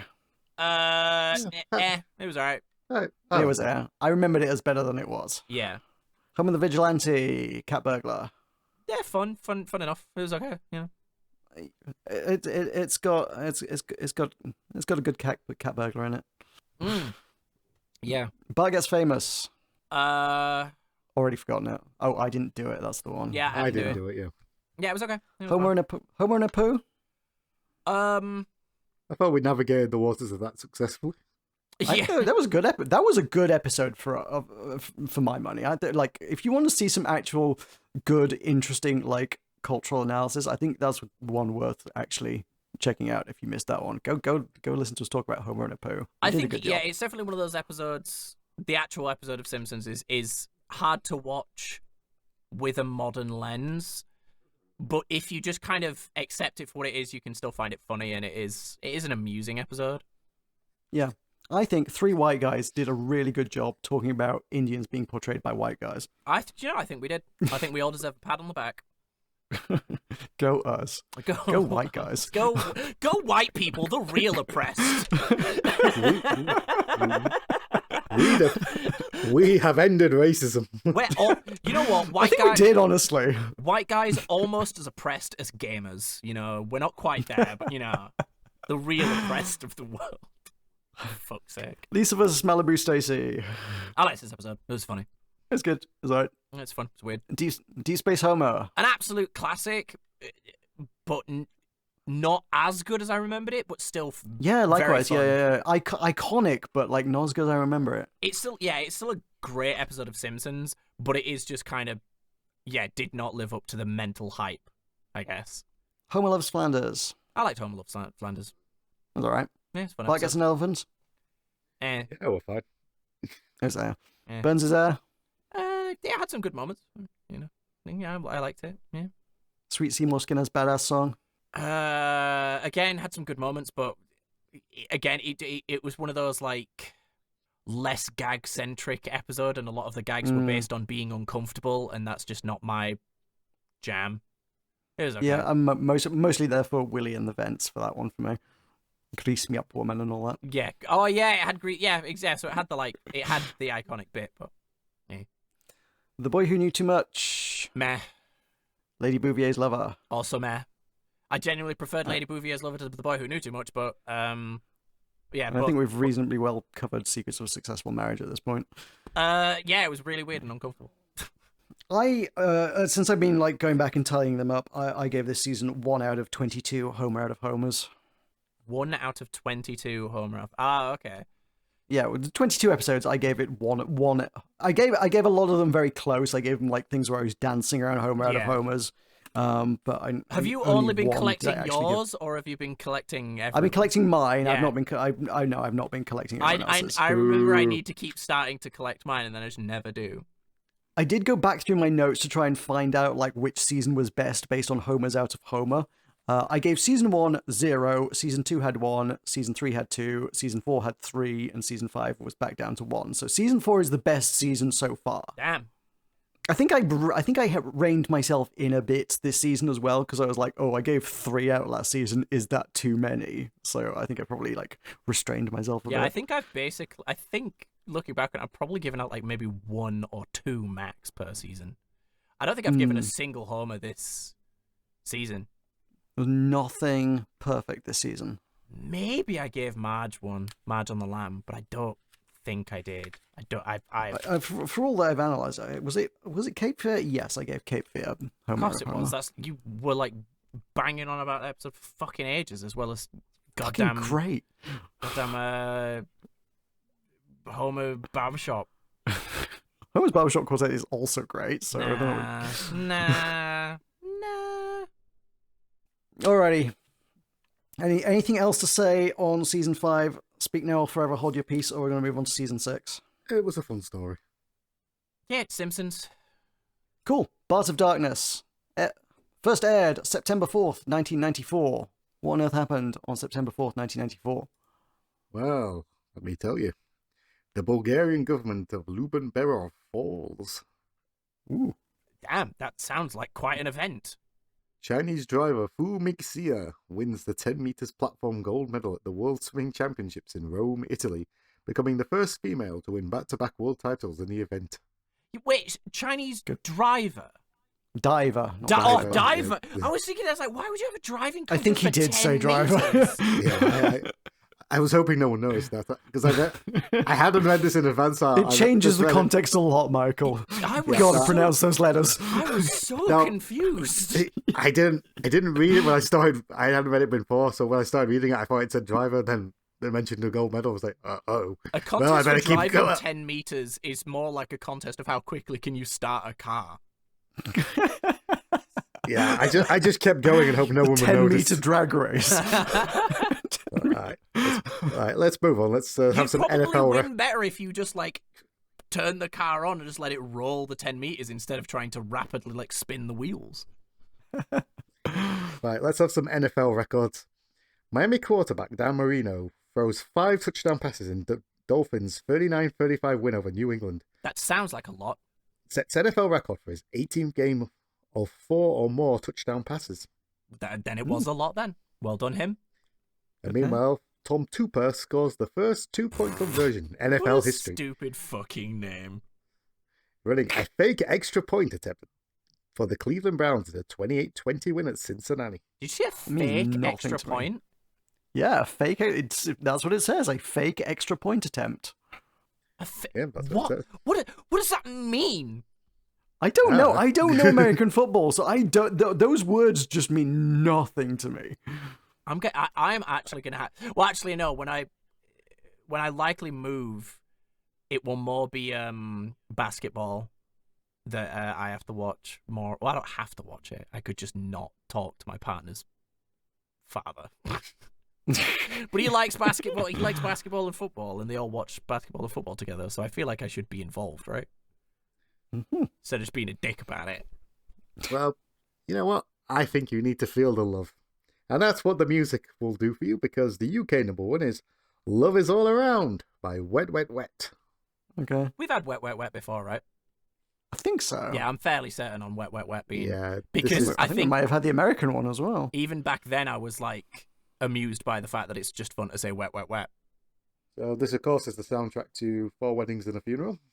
I've never seen it. That right. seems to be like such a like so many people when I was younger watched that film, and I've never watched it. I watched it for the first time over Christmas. It is so overhyped. It's completely fine.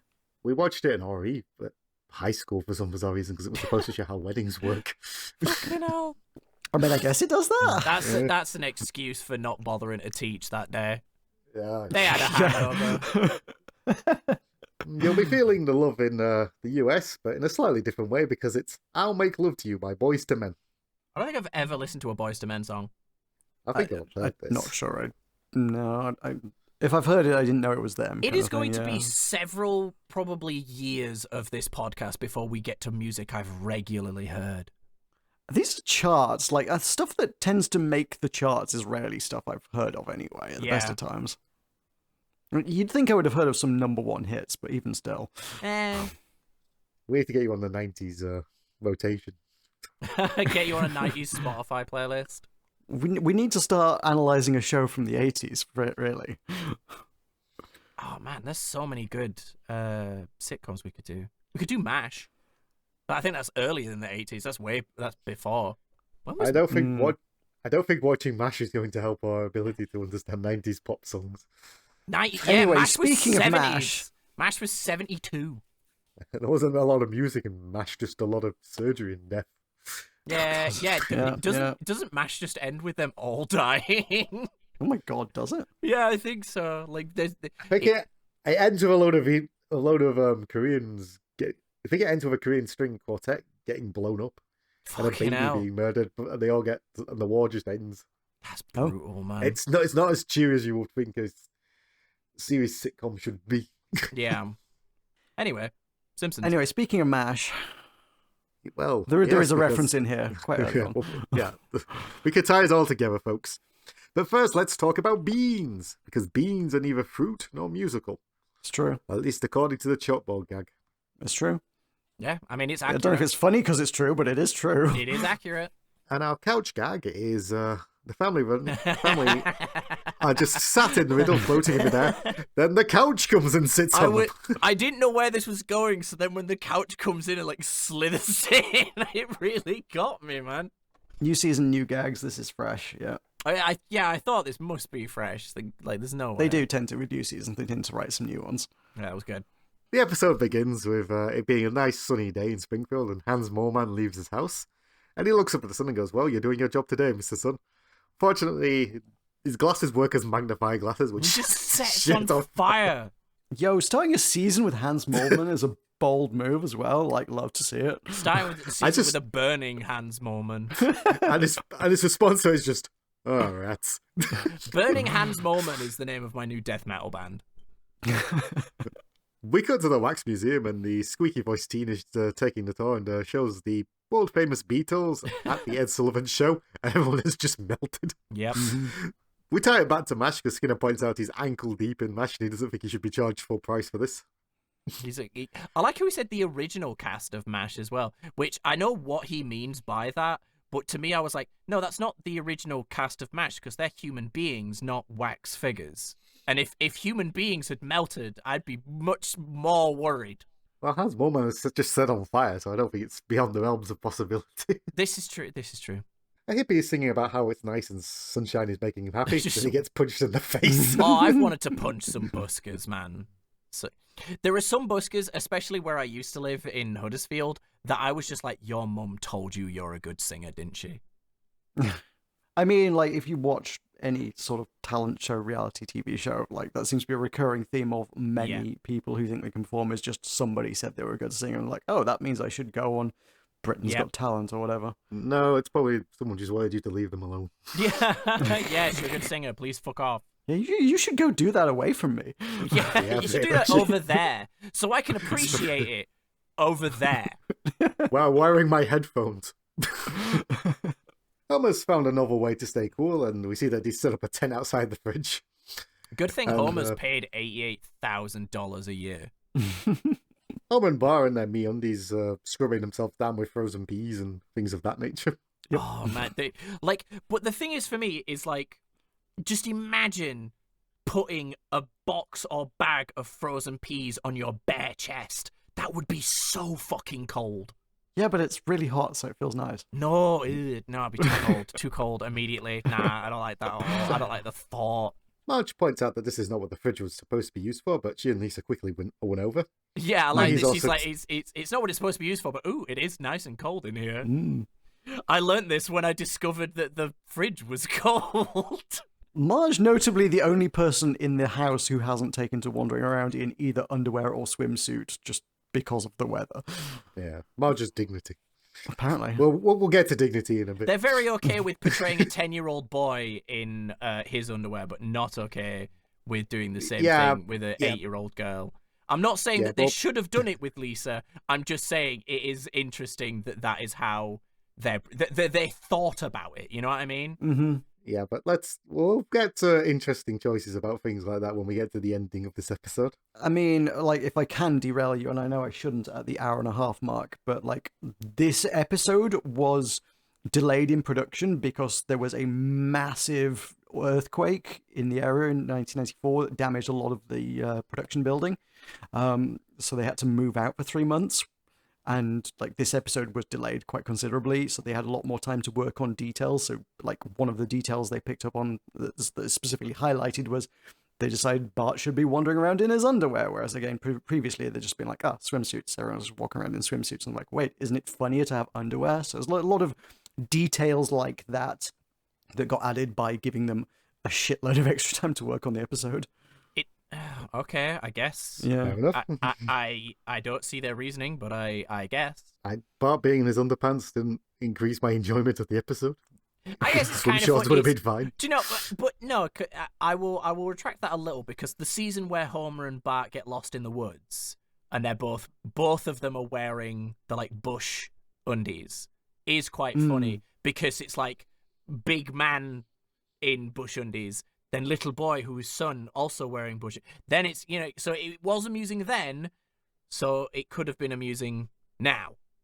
Because it's you know, it's his son mimicking his dad. I kind of get it. I'm going to retract a lot of my complaints. Yeah, Jim Reardon described this episode as closer to what he was trying to achieve as a director than he'd ever done before. Fair enough. There you go. Maggie crawls in and goes to sleep on the jello, which was cute. That's cute and adorable. That's some yeah, love it. sturdy ass jelly. It's some sturdy jelly, yeah. Oh man, I love jelly. How many of you have ever just eaten raw jelly? You know, in those little plastic packets. Like the cubes straight on the Yeah. cubes? Yeah. I was advised not to as a Yeah, child, I but got- that was yeah, not going no, to I stop was- me. Oh, I did it all the fucking time. I actually did it recently, like a couple of years ago, because I was like, I just wanted that nostalgia. I immediately felt sick. Immediate. Like, I just, within like moments of finishing the packet, was like, oh no. Oh, you ate the whole packet. Oh my Absolutely. god. Yeah. Yeah, that's enough to make like an entire bowl. That is the equivalent of eating the entire bowl of jelly, because all you're really adding to that is water. So it's just Yeah, I ate you like a whole pound bowl of of jelly in sugar. concentrated form. Yeah, you ate jelly concentrate. I'm assuming it wouldn't be like a full-on cartoonish thing, but I'm sure it would expand in your stomach slightly, Ooh, because there would be some water and moisture in there. Maybe. I don't know how. It doesn't really expand. It just like you just kind of liquefy it and then it dilutes- sets again. yeah, it so it's not like dilutes it would into the hot set in your water. stomach. Yeah. It might set in your colon. It's a large amount of it's a large amount pooping of out sugar. the jelly as it's set. Oh no! This is. Let's move on. I shouldn't have asked the question. I regret. No. Well, this is my turn to derail. I want to know the physics. Oh. Nobody wants to know the physics of pooping jelly, Michael. I feel like it would be way easier than you seem to think. I think pooping jelly would be very easy. There's no fiber in jelly. I think it would be easy. I just think like if it came would be out as very jelly, unpleasant. it would. Oh yeah, no, the sensation would be like traumatizing. Wouldn't it just feel like lube, though? I feel like it just feel like having the shits. You go eat some packets Someone of is jelly. And let us turned know, off Michael. at this point. Someone is turned off. Let's move on. Oh, we are actively like getting unsubscriptions at this point. Let's do a disclaimer. Don't go eat jelly that's not out of the mold. It's probably a bad idea. Tell us about ice cream. God damn it. Right, so Marge points out this will overload the motor. The fridge dies, and Homer asks Marge to set the oven to cold. Yes. We cut to the family all sticky in the thing. Marge turns on the fan, which blows her hair to the side. She has to turn the fan on to the other side to blow I it love forward. her little smile before her hair falls onto her face. Again, Oh, like yeah. you talk about the little details. I feel like that's one of them. Having Marge do a little quite probably. a Yeah, little I think grin. so, yeah. That was great. Marge and Bart and Lisa hear the jingle of the ice cream van, and Bart Ice has to peel cream. himself off the sofa, Yep. which is the... And they run outside, and the ice cream man declares that he's all Fresh out of ice cream. out of ice It's true, you know. It's true, you know. Yeah, I love it's true. it. You know. That's such a good little detail. So Bart and Lisa are depressed, and then they hear another jingle, and it turns out, unfortunately, this is from the Chili Man, who's offering Texas-style chili, and he's got ginger ale, boiling hot. hot Texas-style ginger ale. We need to message Al and ask him if that's what ginger ale is like in Texas. I suspect not, but maybe. Bart rightly goes, you. I'd have some. If my only option was chili, I'd have some chili. I love chili. Yeah, but would you pair it with a boiling hot ginger ale? I feel like, yeah, if the neighborhood chili van's driving around, I'd give it a go. Yeah, I mean, he's there. Might as well give him some business. He's a small business. We're supposed to support small businesses, Michael. Absolutely. Are you just an Amazon do you just get all your chili off Amazon? Is that what it is? Well, just because we've just had a conversation about having the shit, I'm not going to just a random ice cream van filled with chili. Yeah, actually, chili out of the back of a van is like a questionable choice. It is not, how Lisa says, the Salvation rolling up in the back of a truck. At which point, the Springfield poolmobile appears behind him. Otto comes to a halt and he gets splashed by the wave and complains that he's got to replace that window. Apparently, this based on a similar vehicle from David Merkin's childhood, where a truck with a spinning car's fairground ride on the back would often come around his neighborhood. Yeah. Sure, okay, Well, weird, but all right. Most of the fairground rides around like small towns in England are usually on the back of trucks. Yeah, I know, but like the implication here is that it did just like rock up in a street, not like drive to a fairground. It was just like it turned up in the suburbs and just stopped in someone's street and was like, "Hey, fairground ride, do you want on?" Yeah. We then see that the kids are now, and all the other children are now playing in the pool, and Bart tells Lisa that he's managed to steal 5 bathing suits off Martin. We then cut to Martin, and Martin is wearing a ridiculous, obscene amount of bathing suits. He says he's wearing 17 layers. The kids all surround him, and then we see that Martin is now not wearing any layers, and he kind of points out that he brought this on himself. And we get our first view of what's going to be many of Martin's arse. They really like to show Martin's arse in this episode for some reason. At which point, Otto declares that time's up, and Lisa's upset about this, but Bart's got a plan. He's going to stow away underwater and go where the pool goes. He wishes Lisa a good life, then goes underwater. He's underneath there for about 7 seconds. 7 seconds, man.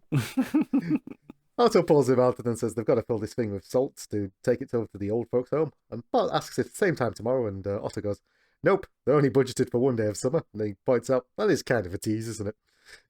It's true. It's true, you know. Yep. We do cut back to Homer watching TV, and Lisa tries to interrupt him, and Homer just flops sideways so he can look around. Bends. Lisa eventually turns off the TV, and Homer has her attention. Lisa points out that they've developed a taste for swimming and they want their own pool, and then points out that if Homer does not agree to this, he's going to have months of, "Can we have a pool, Dad? Can we have a pool, Dad? Can we have a pool, Dad? Can we have a pool, Dad? Can we have a pool, Dad?" I do quite like these bits where Bart and Lisa like coordinate to be like children, you know, and like work in tandem. I also enjoy these bits. So Lisa stops Bart, and Homer says he understands and says, "Let us celebrate the new arrangement by adding chocolate to milk." Which I don't know why that made me laugh so much. Yeah, no, it's a good vibe.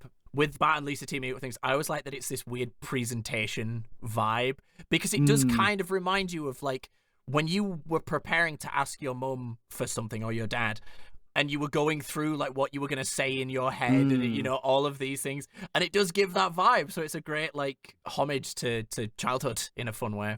Mm-hmm.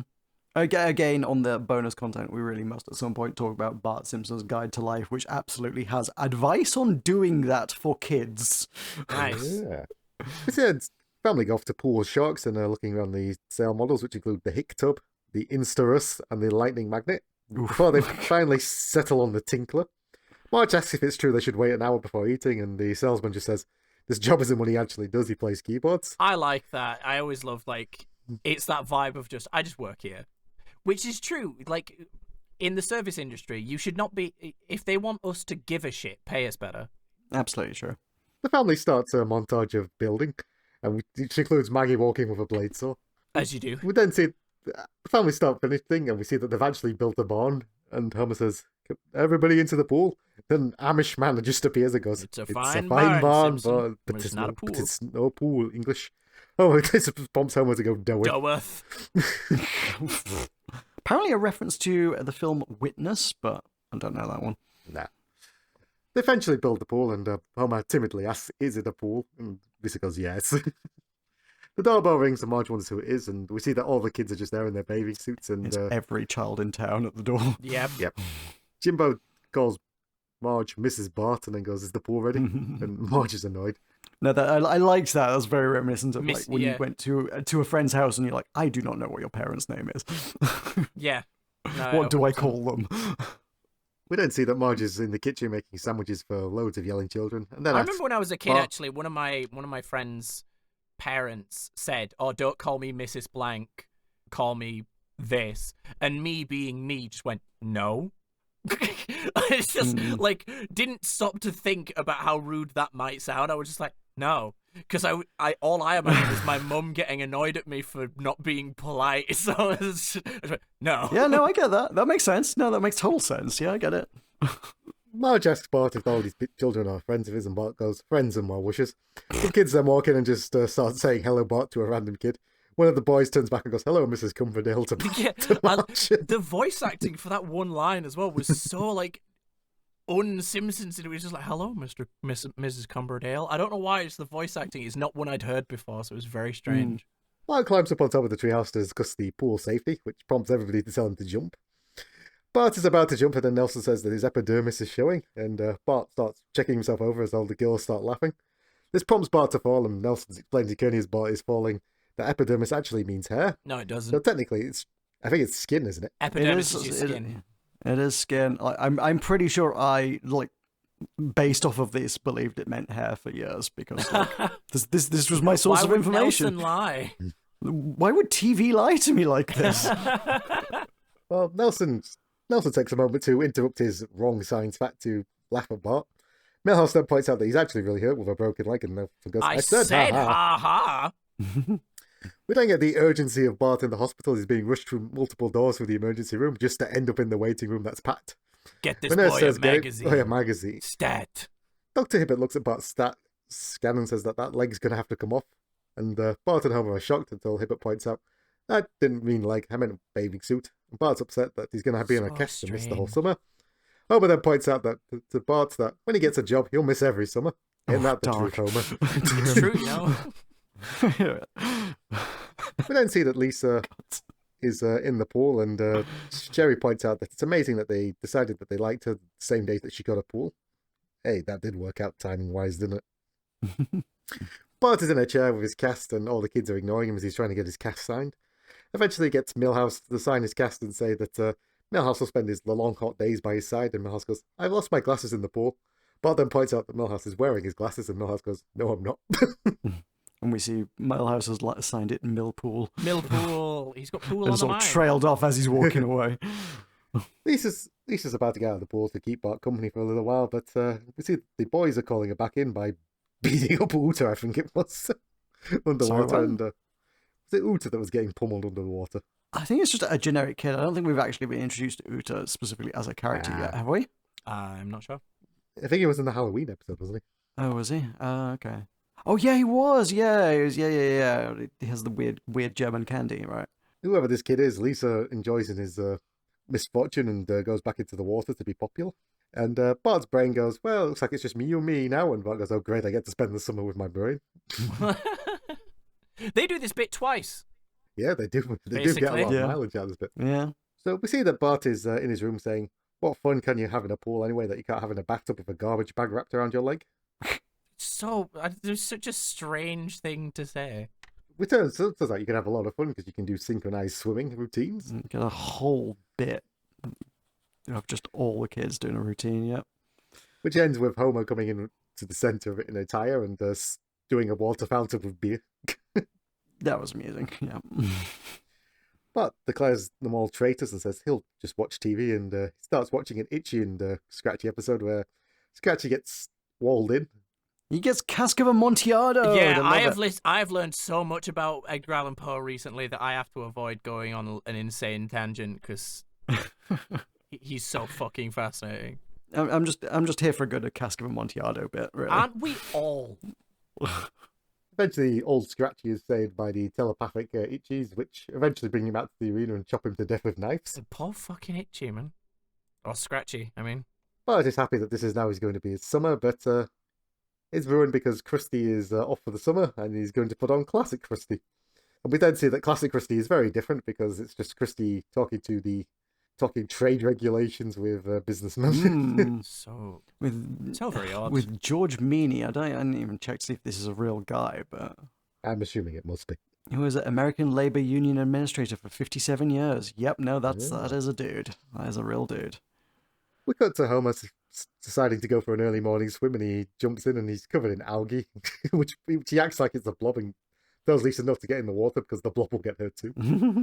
Lisa points out that he needs to put chlorine in the water, and Homer has a moment to think about this, and then we see that he's put too much chlorine in the water. I don't know kids are why, fucking but the dying. line chlorine, is one of those ones that just lives in my brain. Like, anytime anything in my life involves chlorine, You're just like, my brain "Chlorine, will eh?" just go, chlorine, We then see that Milhouse has turned blonde, and Ralph's face is on fire. Yep, yes, it bleaches people. This is great. Yep, love it. And Marge goes, Marge looks up and sees Bart looking out the window, and Bart is looking very sullen as he pulls the blinds down, and Marge says they should spend more time with him because he's becoming isolated and weird. We then see that Bart is playing with the pieces of where the bombs are, and Some sort of board game, yeah. Lisa comes in and Bart will let her turn on the light, and Lisa then realizes he's writing a play and starts reading about the cast of characters, which include Viceroy Fizzlebottom, a healthy cherub of a man. But Bart says it's a work in progress, and Bart asks her how she likes being popular, and Lisa plays it off as no big deal, but then gets very excited about the whole thing. It turns out that Lisa has bought Bart a telescope that she won at the Optics Festival. Bart is upset that he was not invited to the Optics Festival and sends her away. But he starts reading a Mad magazine and about the lighter side of hippies and goes, they don't care what toes they step on. But, Sure. okay. I Yeah, don't get this. No. I kind of get it because my brother used to collect Mad magazines, and I get the like ethos around Mad magazine but it's not particularly funny. The magazine or the joke. Yeah. We then cut to Marge and Homer skinny dipping in the pool and they're Being little having freaks. Yeah, well, Marge, as established, is a little freak. Yeah, well, Homer's about to nibble on her elbow until the police lights come on. And it turns out that Wiggum is just watching, and he tells them to not be alarmed and continue swimming naked. Continue swimming naked. Simpsons Archive pegs this as a reference to Blue Sky, whatever that is, but I'm not familiar with it. Probably not the social media network. That would be Simpsons being very prescient. Yeah, so I'm on social media. It's mostly about people swimming naked for some reason. That was why I'm on there. My algorithm's fucked up, man. Oh, dear. Mine is, but for different reasons. Wiggum's upset that they won't continue to swim naked and tells Lou to open fire. Continue. All right, open fire. So an episode of Star Trek opens, but it turns out that this is just Bart looking for his telescope and says that space is boring. Yeah. After displaying like an incredible display of like UFOs and shooting stars and everything. So Bart declares that he's going to use the telescope to look into Springfield's seamy underbelly. So he immediately looks at the school, and Skinner is just sharpening pencils. And he looks at Dr. Hibbert is watching TV on his Stairmaster. No, it's on a like Peloton, like a Yeah, exercise it's like bike. an exercise bike kind of thing. I was going to say Yeah. it wouldn't be a Peloton. That's a brand. It does have like the moving. Looking at the picture of it, looks like it's got the moving handlebars. It's kind of more of like a CrossFit-y kind of thing, I guess. Maybe Oh. I don't know.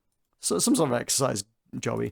Bart looks through and he then sees Jimmy Stewart staring back at him, and Jimmy Stewart wants his wife to come look at these Oh, is that who that sinister-looking was? kid. Yeah, that's what. Yeah, this whole thing is like Hitchcock's Rear Window kind of bit. Oh, okay. So Bart says he's not going to see anything interesting, but then he hears a woman scream that came from Flanders' house, and Bart starts trying to reassemble the telescope, but gives up. But then he hears it again, and then gets it frantically out. Flanders is his neighbor. Just use your eyes. I fucking hated this. You pick anyone other than Ned Flanders. Just have someone across. This bit annoyed me because of just that simple fact.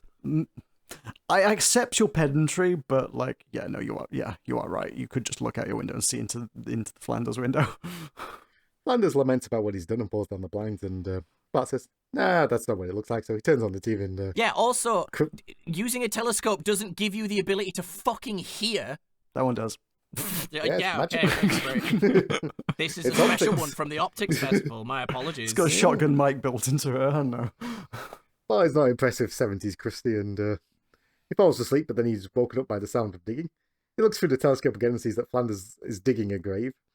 And Bart goes, oh, it's got to be some other explanation. And Flanders, on cue, goes, I wish there was some other explanation, but there isn't. I'm a murderer. But Bart goes, that's not the real Flanders. And at which point Ned goes, I'm a murdiddly erdler. I'm a murdiddly erdler. If it's not Flanders, he's done his homework. Mm-hmm. Then cut to the next scene of the Rod and Todd asking where their mum is, and Ned says she's gone with God. And Rod and Todd say, can we go there too? And Ned goes, yep, soon enough. The kids are happy, and Bart goes, Bart is shocked that they're going to kill Rod and Todd. Says, that's horrible. In principle. He's not that bothered. Yeah, well, no one would be. Lisa's now the king of the queen of the pool, and Nelson's got some change that he found at the bottom of the pool, which he actually took from Ralph. Oh, Ralph. Rex wants Lisa to join her on a weekend in the country where they'll be hunting charades and ever so delightful romantic misunderstandings. Weird well done on 8-year-old. remembering the character's name. Jesus, though. Simpsons Archive has his name. Okay, fine. It's not that hard. So Lisa's brain points out they're only using him for the pool, and Lisa tells her brain to shut up because she's got friends now. Lisa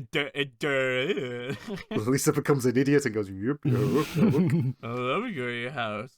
At the same time, Martin is having his own pool built, and Barton is delighted that his plan is coming to fruition and that he'll be the queen of summertime. I mean, king. This prompts the workmen to look at each other, as you would. Yeah. The plot moves on very quickly here as Jimbo already knows that Martin has his pool and all the kids walk out. This somehow sinks the pool.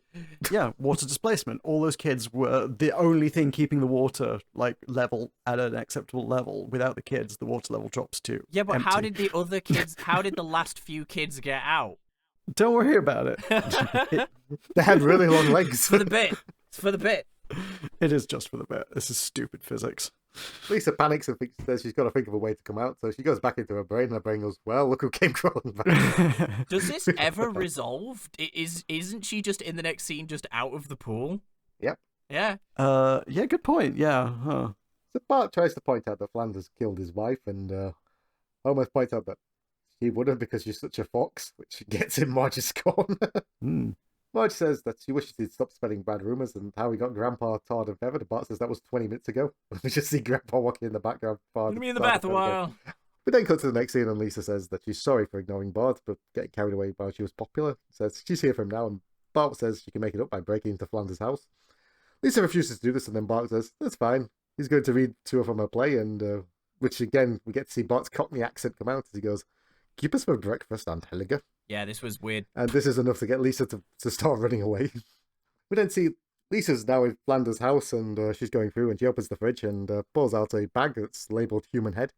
Bart's horrified until Lisa pushes off the condensation to reveal that it's actually a head of lettuce. Schumer's farm head of lettuce or something. Yeah, Schumann Farms. Yeah, head of yeah. Oh yes, of course. Yeah, it have to be Schumann because human head. Yeah, it is the same gag as they did in the first Treehouse of Horror with to feed 40 humans or whatever. Oh, with yes. the aliens, yeah. Bart sees that Flanders is returning, and he's internally monologuing for Lisa to leave, but Lisa's going upstairs. At which point he then sees that Ned's now looking angry in the house, holding an axe. Why he's got an axe, don't worry about it. For axing things. Bart tries to call the police, but gets through to the Springfield Police hotline, which doesn't give him very helpful options. Eventually, he clicks on the wrong option, and You have selects selected Regicide. Regicide. If you know the name of the king who's being murdered, press 1. I think that's is the way he announces the numbers. Press 1 was just very funny. You have selected Regicide. It's just a great line as well. Bart decides that he's going to go save Lisa himself, and immediately steps into a trash can. But Bart says Bart is determined. He manages to make it down the stairs where he steps into a hose pipe. Yep. And at this point, Jimmy Stewart realizes that Bart is coming and thinks, that sinister-looking kid is trying to kill me, that falls out of his wheelchair. Fair enough.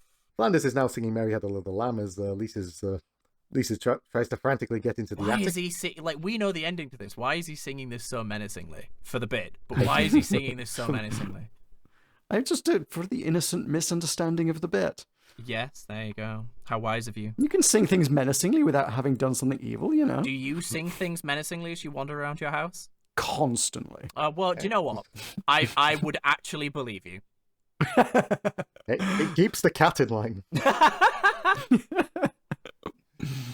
So Lisa's hiding behind a chest as the Flanders are singing this. Bart manages to get through the front door, but he's acquired a tricycle and a dog now. A dog. That's a really well animated dog as well. Mm. The Flanders says it's time to put you away for good, and Bart and Lisa scream, but Flanders is just putting his axe back into its axe holder. He's putting it away. He's putting away the axe. What does it say on the axe holder, like the axe shelf? Only you can present accidents. But that's it. Yes. Hilarious. As Flanders wonders what's going on, Bart declares that he's here to stop him from murdering Lisa like he did his wife. This prompts Flanders He just faints. to fate. Mm-hmm. It's then revealed that Maud is actually alive and she's just been in the country. And she's actually, when Flanders says she was with God, he was actually at Bible camp learning how Learn to be more judgmental. That was great. At which point Bart inquires about the corpse and the being buried in the back garden, and Ned finally reveals that he overwatered Maud's favourite ficus plant and buried the remains as he was intending to replace it. Yeah, I think the axe is implied to be that that's where he went with Rod and Todd, was to get another ficus. But I don't think So what would you need the axe for, though? anywhere in America. I have no idea what a ficus looks like or how it grows. They're usually like office plants, ficus. I know you can. Oh, okay, yeah. No, I've seen those before. I wouldn't know what It's a called, fucking but fig yes. tree. I didn't know that. Oh, sorry. Ficus is a genus of about 850 species of woody trees, so it could be fucking anything. Yeah, it is just a house planty kind of thing, yeah. It's just a tree. It's a tree. It's a tree you might find in a house. So Bart wonders about the woman screaming. Ned Flanders can't explain that until the plant is revealed and Flanders screams like a woman. Bart goes, oh, that explains everything. But Homer says it doesn't because there's the matter of the missing whereabouts of his wife, and Maud points out she's right there, and Homer goes, everything's wrapped up in a little package. And Homer says, you actually meant that, and sorry if it sounded sarcastic. Yeah, I think you missold the guy there because then I see everything is wrapped up in a neat little package. Yeah. No, I mean he was it. being very sarcastic. We cut back and Martin's pool is overflowing with kids, and Martin's gone full like dictator mode as he's going, more friends, more allies. There's some room over there. We then see that the pool is too full and it completely falls apart, and Martin's laments about his precious pool and its lifestyle accoutrements. Everyone finally leaves, and Nelson rips off Martin's bathing suit. And Martin just goes, oh, the gentle caress of the summer breeze. The summer wind came blowing in from across the sea. Yeah, Martin starts singing as we get the slow phrase up. Martin has made no attempt to cover up his cock and balls. His arse is just out. He just We do not see the cock and balls for clarity. I know, but I'm just pointing out if you found Yeah, yourself no, naked. he's just enjoying a bit of light back garden nudism. He's Yeah, just that's in what the he's doing. ruddy-duddy, as you do. As we all do. I submit to you, if you go outside your garden with no clothes on and just stand there, you will eventually be arrested. You can't say what I can and can't do in my garden. I don't like being nude. Well, you're strange. I am. Clothes are a burden. I've learned this. So many people I know are just like nude in their house all the time, just like hanging out on the like chilling at the computer playing games in the nude. I'm like, what the I genuinely, if I've worn my sweatpants for too long in the day, I start to feel weird and have to put on like jeans. I like wearing clothes. I feel like being nude is weird. I like wearing clothes in the sense of like I like being stylish, but also clothes are a burden. No, man. Clothes feel nice. I'm making a mental note never to sit on anything in John's house. Yeah, exactly. Put a towel down before you sit down, man. That's the episode, folks. What did we think? It was alright. It's fine. I had 7 notes for this fucking episode. It was fine. Most forgettable episode. But again, weirdly, one of those ones that stuck in my mind for a long time. It's got a lot of very memorable lines from it. Like, yeah, for an episode, it has like honestly a weird number of lines that specifically stick in my head in like completely context devoid ways. Like I remember things like The chlorine bit. I couldn't have told you where that was from. I just remember Homer going chlorine. The bit of Homer jumping in the pool and getting covered in sludge, and then the kids in the chlorine pool live like rent free in my head for years. But yeah, no, like it's a very silly episode. This falls into a very similar category, I think, for me as the casino one, Springfield, How I Love to Learn to Love Gambling, etc. Blah blah blah blah. In that they had an idea for a theme, but not much of a plot, so Yeah. it's just bits. Yeah. It's just thematic bits. This is just 20 minutes of swimming pool japes. Yeah, no, I think that's pretty fair. There's fuck all here. It's just swimming pool gags. Yes. You know, that's all it is. Michael, what did you think? Yeah, there's a few good moments. I don't mind it as an episode on the whole, but I don't think it's a classic by any means. I think our thoughts on this episode are summed up by the fact that we still have just about managed time. You smashed through this at breakneck pace. Well, because nothing fucking happens, man. I think he described it perfectly. Oh, he did, but yeah, like in an astonishingly rapid pace for us. I think because again, none of us had anything to say about it, so it was just 10 minutes of Michael summing up an episode. Look, if you want me to go slower next time, I will. I'm happy. I'm happy with good pace. Like, it's fine. I like, always we gave us want time you to talk to- about season 5. I always want you to go at the pace you want to go, Michael. I want you to have fun as well. I want you to feel good throughout this. It's not just about me and my pleasure. It's about yours as well. Okay, get a room. And I thought the doctor's hand on my horse was going to be the most intimate thing that was going to happen to me this week. So out of Hopefully, homers, Matt. Michael, do you want to go first? Yes, I'm going to give it a gentle caress of a summer's breeze on my ball sack. It's pleasant enough, but I'll feel self-conscious after a while. I'm giving it a male character doing a girly scream out of Homer. Mildly amusing. I gave it a popular Lisa out of Homer because it was pretty stupid. Fair enough. What did I have to say about society?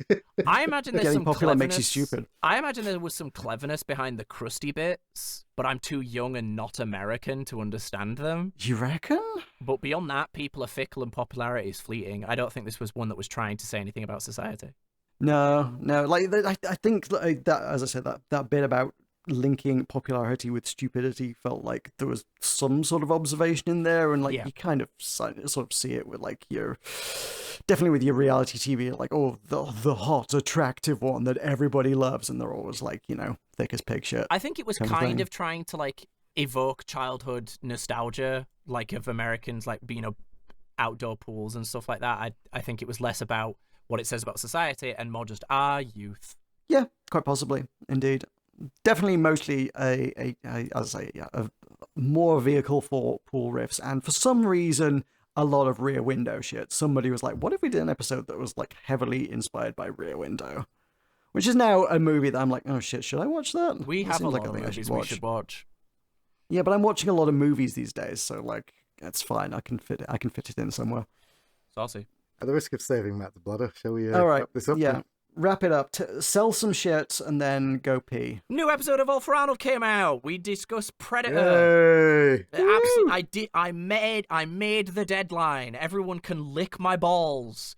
So that means I have another 3 episodes after this one to get another episode of All for Arnold out, where we will be talking about Running Man.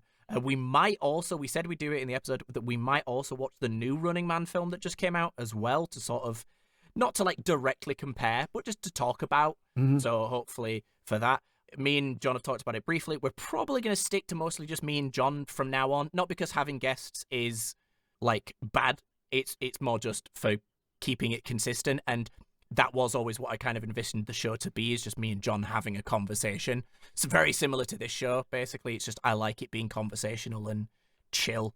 Whereas, having a guest, you kind of... I still want to be on Batman versus Robin. I feel like I have about about 12 people that want to be on for Batman and Robin, so I think that one's just going to be the big extravaganza kind of episode, Or you could all fight to the death, one of the two. Dun, dun, dun, dun, dun, dun, I'm prepared to die for it. That's fair. I believe in you. But yeah, All for Arnold is out. Go check it out on Spotify. Yeah, I do like doing it as much as it doesn't seem like it. I'm also on Blue Sky. You can find me. Just try and find me. That's all I'm going to say. Just try and find me. You'll be rewarded by finding Matt's posts. Yes. that are mostly inane. Michael. Yep, you can find me on Blue Sky at Button Mash Horse. As always, I encourage you to like and subscribe to the podcast. And if you want to check out back versions, we do have those on Spotify, Apple, and limited up to on YouTube. A serious thing from me, I just want to say this because I think it's appropriate. A friend of mine that I hadn't seen for a while killed himself at the start of the year, and I feel the best way to pay legacy to his thing, to anybody that does listen to this podcast who may or may not be struggling, I encourage you to seek out help if you need it. There are services like the Samaritans and things of that nature. Mm-hmm. Please know that if you do feel that way, trust me from the social media that I've seen, somebody will miss you tremendously, and and it does ruin people's lives. So you're not alone as you think. So please do seek help. Yeah, absolutely. Thank you. Mm-hmm. Where could they find you, John? Yeah, John, you do your silly bit now. You make every, Yeah. Sorry, that feels like a hard one to follow. sorry, I did not mean to put you in that position. I do apologize. Follow me on Blue Sky at Maroka.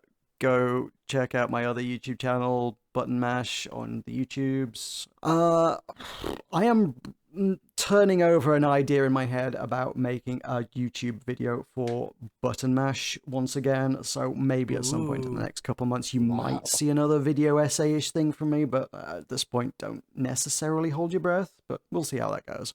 I believe in you. I don't. I do. Well, yeah, I do, so fucking suck it up, you little bitch. Alright, okay, I will.